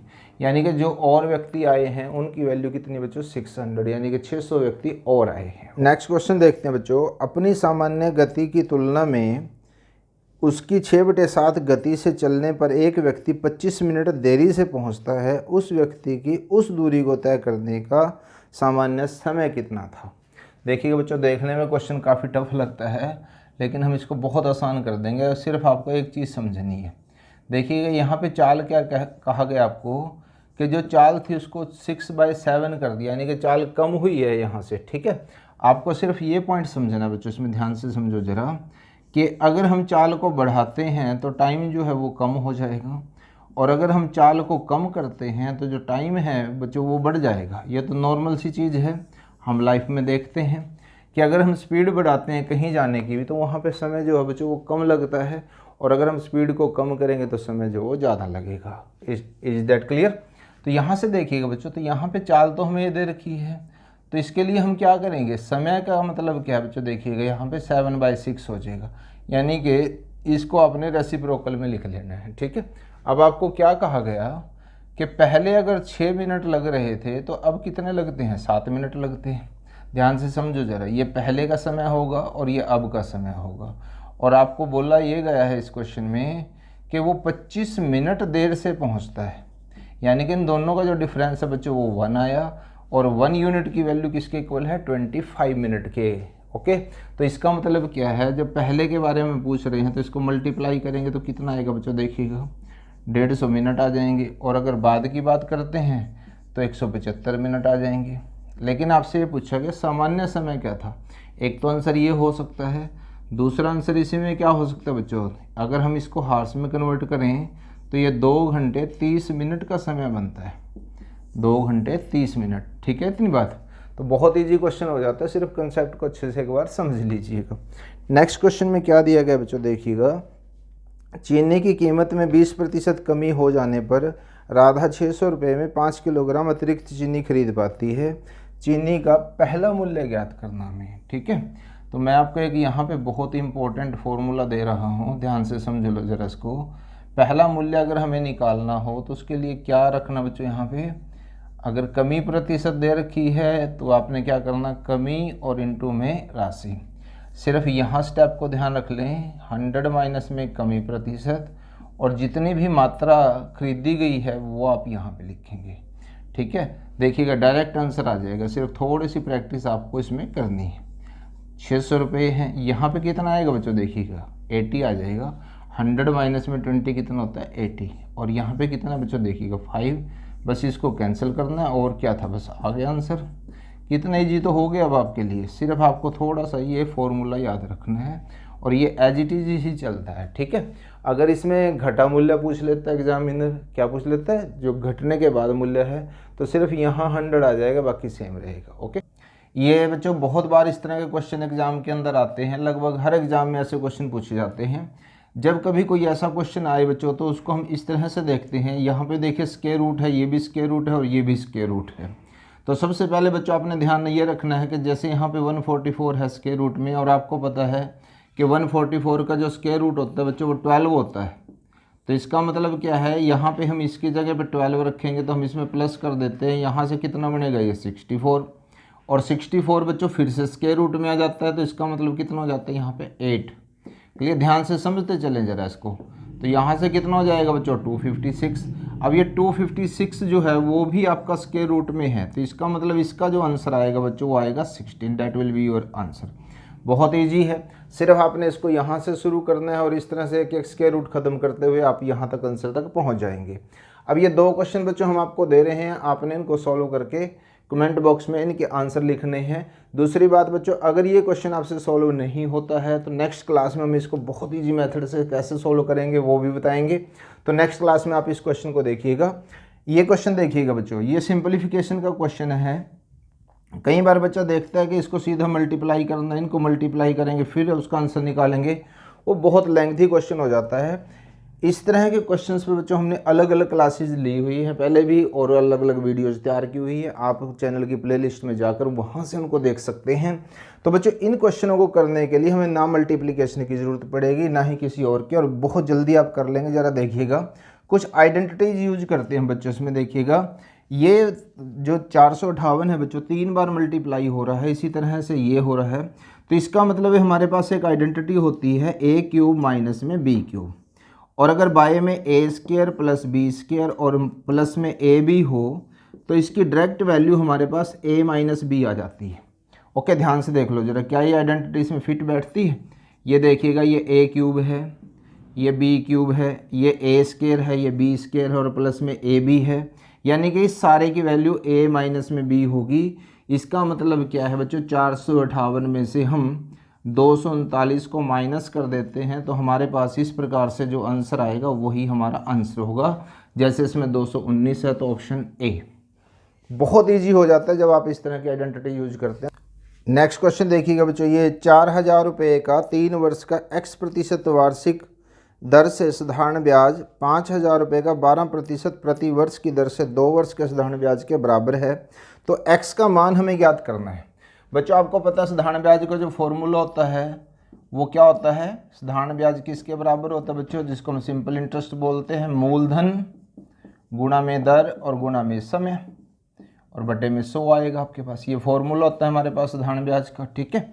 और यहाँ पे देखिए आपको क्या दिया गया है कि जो 4000 रुपये है उसका 3 वर्ष का x% दर से उतना ही ब्याज होता है जितना 5000 रुपये का 12% दर से 2 वर्ष का होता है। तो इसका मतलब क्या है, हम ये ब्याज और ये ब्याज दोनों बराबर दिए गए हैं तो हम इनको इस तरह से लिख सकते हैं। इसमें से कैंसिल कर दीजिएगा जो कैंसिल हो सकता है, यहाँ से बड़े इजीली कैंसिल हो जाता है ये। तो x की वैल्यू कितनी आई बच्चों? यहाँ से देखिएगा 10%, यही आंसर है। बहुत ईजी क्वेश्चन है, सिर्फ आपको एक फॉर्मूले को समझना है। नेक्स्ट क्वेश्चन देखिएगा, एक टीवी 5% लाभ पर बेचा गया, यदि इसे 10% लाभ पर बेचा जाता तो 1000 रुपये अधिक लाभ मिलता, उसका क्रय मूल्य ज्ञात कीजिएगा। पिछली क्लास में बच्चों हमने आपको डिस्कस किया था इस तरह के क्वेश्चन कि अगर प्रॉफिट होगा या लॉस होगा तो आप हमेशा इसका अंतर ज्ञात कीजिएगा। क्या करना बच्चों? आपने इसका अंतर लेना। अब यहाँ देखिएगा 5% प्रॉफिट दिया हुआ है आपको और 10% प्रॉफिट दे रखा है। ये ध्यान से देखिएगा क्वेश्चन को। और ये कहा जा रहा है कि 1000 रुपये अधिक मिलते अगर हम उसको 5% की बजाय 10% लाभ पर बेचते। तो इस तरह से बच्चों निकालना है CP यानी कि क्रय मूल्य निकालना है हमें। तो वो कल भी मैंने बताया था पिछली क्लास में भी आपको कि जैसे 1000 है इसको यहाँ पे लिखेंगे क्योंकि ये प्रॉफिट है इसलिए दोनों का अंतर लेंगे बच्चों हम यहाँ पे। तो कितना आ जाएगा 5 और यहाँ पे कितना आ जाएगा 100। तो जब आप इसको कैंसिल करते हैं तो आपके पास यहाँ पे क्रय मूल्य आ जाएगा जो 20,000 रुपये होगा। बहुत ईजी है और हर बार ये क्वेश्चन लगभग पूछ लिया जाता है। नेक्स्ट क्वेश्चन देखिएगा, यदि 177 रुपये को 1/2 अनुपात 2 2/3 अनुपात 4/5 के अनुपात में 3 भागों में विभक्त किया जाए तो बताइए दूसरा भाग क्या होगा। यहाँ देखिएगा बच्चों हमने 177 रुपये बांटने हैं और वो किस रेशो में बांटने हैं? 1/2, 2/3 और साथ में आएगा बच्चों यहाँ से 4/5। हमने आपको पहले भी बताया हुआ है जब कभी भी बच्चों अनुपात में फ्रैक्शन आ जाए तो हमेशा आप क्या करेंगे? इसका LCM लेंगे। और इनका LCM कितना आएगा बच्चों? देखिएगा 30। तो इसका मतलब यहाँ पे कितना आ जाएगा 15, यहाँ पे कितना होगा 20 और यहाँ पे कितना हो जाएगा बच्चों 24। तो हम उसके बाद LCM को छोड़ देते हैं यहाँ से। देखिएगा इस तरह से, क्लियर। अब आपसे पूछा गया कि सेकंड भाग क्या होगा, दूसरा भाग क्या होगा। तो इसके लिए क्या करते हैं बच्चों? देखिएगा कुल इनटू में जो भी अनुपात में हिस्सा होता है, जैसे यहाँ पे कितना बच्चों 20 है और नीचे हम अनुपाती योग लिखते हैं जो कितना होगा 59, ठीक है। इससे जब हम इसको कैंसिल करते हैं तो 3 पे कैंसिल हो जाता है। इसका आंसर कितना आ जाएगा बच्चों? 60 रुपीज़ आ जाएगा। क्लियर है। तो ध्यान से देख लें, जब कभी भी बच्चों रेशो आए और उसमें फ्रैक्शन हो तो हमेशा क्या करना, अपने एलसीएम लेना है और उसके एलसीएम लेने के बाद एलसीएम को छोड़ दीजिएगा। जब भी बांटना हो, जैसे इसमें हमें सेकंड का निकालना था, तो कुल गुणा अनुपात में हिस्सा और बटे में अनुपाती योग, इस तरह से आप इनको सॉल्व कर सकते हैं। नेक्स्ट क्वेश्चन देखिएगा बच्चों, 9 प्रेक्षणों का जो औसत है वो 35 देखा गया। बाद में पता चला कि प्रेक्षण 81 को गलती से 18 पढ़ा गया था, प्रेक्षणों का सही औसत कितना है। इस तरह का क्वेश्चन बच्चों बहुत बार आता है एग्जाम में। यहाँ पे आपको जो ध्यान रखने वाली बात है बच्चों वो ये देखिएगा, यहाँ 9 प्रेक्षण और उनका जो औसत है वो 35 दिया गया है। औसत में जब कभी कोई क्वेश्चन आए तो पहले ये देखिएगा संख्या कम ज़्यादा तो नहीं हो रही है, संख्या 9 की 9 है। लेकिन हुआ क्या बच्चों, यहाँ पे देखिएगा, एक प्रेक्षण को हमने 81 जोड़ना था, लेकिन गलती से उसको 18 जोड़ दिया गया। इसका मतलब जितना कम जुड़ा वो कितना था बच्चों, देखिएगा 63। तो आप क्या करेंगे, इस 63 का ही औसत निकाल लेंगे। ये बहुत आसान मेथड है इसका। औसत के लिए क्या करते हैं, जो योग है उसको किससे भाग करते हैं, संख्या से। तो कितना है बच्चों, 7 आया, बस आप इसमें जोड़ दीजिएगा तो आपके पास नया जो औसत है वो आ जाएगा। और अगर बच्चों बाई चांस ये ज़्यादा जुड़ा होता और कम जोड़ना होता तो यहाँ पे माइनस आ जाता, फिर हम क्या करते उसमें से इसको माइनस कर देते। ओके, ध्यान से समझ लीजिएगा इस क्वेश्चन को। और बच्चों औसत के आधार पर हमने अलग अलग क्लासेस बनाई हुई है, हम वहाँ से भी देख सकते हैं अगर आपको ये डिटेल में और अच्छे से समझना है। नेक्स्ट क्वेश्चन देखते हैं बच्चों कि एक विद्यालय की परीक्षा में लड़कों का जो औसत है वो 71 है और लड़कियों का औसत 73 है। परीक्षा के सारे विद्यार्थियों का औसत अंक जो हो 71.8 है। परीक्षा देने वाले लड़कों और लड़कियों का अनुपात क्या होगा। जब कभी बच्चों कोई भी इस तरह का क्वेश्चन आए तो आपने क्या करना है, इसको मिक्सचर मेथड से करेंगे, एलिगेशन मेथड से करेंगे। यहाँ पे देखिएगा बॉयज़ दे रखे हैं, ये गर्ल्स का औसत दिया गया है 73 और यहाँ पे पूरी क्लास का औसत है जो 71.8 है। यहाँ पे देखिएगा ये संख्या 1 से तो बड़ी होती है और 1 से छोटी होती है। आपने क्या करना, इसको क्रॉस में इस तरह से माइनस कर देंगे। जब हम इसको माइनस करते हैं तो 0.8 आएगा, इसमें से इसको माइनस करते हैं तो 0.12 आएगा। ओके, और यहाँ पे क्या होगा बच्चों, रेशो होगी। अब 0.12 है, यहाँ पे पॉइंट जो है बच्चों 8 है, तो इसका मतलब क्या है, डेसिमल है, इसका रिमूव कर देंगे हम। 4 3 12 और 4 2 8। तो हमसे सिर्फ अनुपात पूछा गया है, अनुपात क्या आएगा, 3:2। एक बात और ध्यान रखनी है, बॉयज़ को रिप्रेजेंट करेगा और ये गर्ल्स को रिप्रेजेंट करेगा। ओके, नेक्स्ट क्वेश्चन देखिएगा, एक 5 मीटर लंबे, 4 मीटर चौड़े और 3 मीटर ऊंचे कमरे में रखे जा सकने वाले लंबे से लंबे बांस की लंबाई ज्ञात करनी है। तो बच्चों आपने एक बात का ध्यान रखना है, इसका मतलब क्या, देखिएगा हम मान के चलते हैं कि ये हमारा एक रूम है जिसके बारे में क्वेश्चन में दिया गया है। ओके, ध्यान से समझ लें जरा इसको। अब आपसे ये पूछा गया है कि जब इसमें लंबे से लंबा बांस रखेंगे तो आप यहाँ देखिएगा वो बांस हमारा इस तरह से होगा। जिस रूम में आप बैठे हैं तो सोच के देखिएगा, वहाँ पे बच्चों एक कोने से लेकर और छत के उस कोने तक देखिएगा वो लंबे से लंबा बांस होगा। यानी कि इसमें आपसे ये विकर्ण के बारे में पूछ रहे हैं, जिसको हम इंग्लिश में डायगोनल बोलते हैं। ठीक है, विकर्ण के बारे में, ये लंबाई है, ये चौड़ाई है और ये इसकी ऊंचाई है। तो विकर्ण का बच्चों जो फॉर्मूला होता है वो L² प्लस में B² और प्लस में H², ये फॉर्मूला होता है। अब देखिएगा 5 का स्क्वायर प्लस में 4 का स्क्वायर और प्लस में 3 का स्क्वायर, क्योंकि लंबाई 5 चौड़ाई 4 और ऊंचाई जो है वो 3 दे रखी है। तो यहाँ से कितना आ जाएगा, 25 16 और 9। जब आप इनको प्लस करते हैं तो बच्चों कितना बनता है, 50। यहाँ तक भी आंसर आ सकता है आपका। और कई बार बच्चों क्या करता है एग्जामिनर, इसको आगे और ब्रेक कर देता है इस तरह से। तो यहाँ पे इसका 5 आ जाएगा वर्गमूल और यहाँ पे कितना हो जाएगा 2। यानी कि ये भी आंसर हो सकता है इसका और ये भी आंसर हो सकता है। बहुत ईजी है, ध्यान से समझ लें, इसको आप दोबारा से देख सकते हैं। नेक्स्ट क्वेश्चन देखिएगा बच्चों, 53 रुपये की एक राशि को ए, बी और सी में इस प्रकार वितरित किया गया है कि ए को बी से 7 रुपये ज़्यादा मिले और बी को सी से 8 रुपये ज़्यादा मिले, उनके हिस्से का अनुपात क्या होगा। तो बच्चों सबसे पहले तो आप ये देखिएगा, यहाँ पे हम लिख लेते हैं ए, बी और सी। आपको क्या कहा गया है कि जो ए को है वो बी से 7 रुपये ज़्यादा मिल रहे हैं और बी को जो सी से 8 रुपये। तो हम यहाँ पे क्या करेंगे, हम सी की वैल्यू मान लेते हैं x और जो बी है उसको सी से 8 रुपये अधिक मिलते हैं। तो इसका मतलब क्या, अधिक का मतलब क्या हो जाता है बच्चों, प्लस हो जाता है। और जो ए है वो बी से भी 7 रुपये और अधिक लेता है। तो इसका मतलब जब हम इसमें 7 और प्लस करेंगे तो कितना हो जाएगा बच्चों, 15 हो जाएगा। अब आपसे क्या कहा गया है कि जो कुल राशि है बच्चों वो कितनी है, वो 53 रुपये है। इसका मतलब ए का, बी का और अगर सी को हम प्लस कर देते हैं आपस में तो इसका मतलब वो किसके बराबर आएगा बच्चों, 53 के बराबर आएगा। तो यहाँ से देख रहे हैं हम कितना बनता है 3x, और प्लस में इनको प्लस करते हैं तो 23 किसके इक्वल 53 के। तो 3x की वैल्यू कितनी आई 53 माइनस में 23 यानी कि 30 आएगा। तो x की वैल्यू कितनी आ जाएगी बच्चों 10 आ जाएगी। लेकिन आपसे पूछा गया है कि a b और c का अनुपात निकालना है। तो इसका मतलब क्या है, a b c का जो रेशो होगी वो क्या होगी, c की वैल्यू कितनी है बच्चों देखिएगा 10 आ जाएगी यहाँ से, और b की वैल्यू कितनी है, इसमें हम 8 और प्लस कर देंगे 18 हो जाएगा, और इसकी वैल्यू कितनी है 7, इसमें हम और प्लस कर देंगे यानी कि बच्चों 25 हो जाएगा। ठीक है, तो ये होगा आपका आंसर। ठीक, क्लियर, ध्यान से समझ लीजिएगा।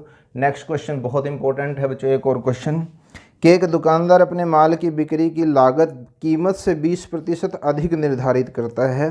यदि वह 10% बट्टा दे तो उसका लाभ या हानि प्रतिशत ज्ञात कीजिएगा। ये भी बच्चों बहुत बार रिपीट क्वेश्चन होता है, आप इसको इस फॉर्मूले से करेंगे तो ज़्यादा अच्छा हो जाएगा। ठीक है, ध्यान से देखिएगा। जो प्लस होगा बच्चों इसका मतलब वो ज़्यादा को शो करेगा, जो माइनस है वो कम होने को शो करेगा। अब आपको क्या कहा गया है कि जो कीमत है वो 20% अधिक निर्धारित करता है, यानी कि जो ए है वो तो हम प्लस के 20 लेंगे, उसके बाद वो 10% का डिस्काउंट भी देता है। डिस्काउंट का मतलब क्या होगा बच्चों, माइनस हो जाएगा। ए की वैल्यू कितनी आएगी 20 और बी की वैल्यू कितनी है -10। बाय में कितना हो जाएगा 100, 0 से 0 कैंसिल, 0 से 0, 20 में से 10 के बच्चों कितना आ जाएगा 10, और यहाँ पे देखिएगा माइनस होगा, माइनस के 2, और यहाँ से 8% आया बच्चों देखिएगा प्लस के, किसका है बच्चों प्लस के। तो इसका मतलब क्या होगा, उसको 8% का लाभ होगा। ऐसा क्वेश्चन भी बच्चों बहुत बार रिपीट होता है।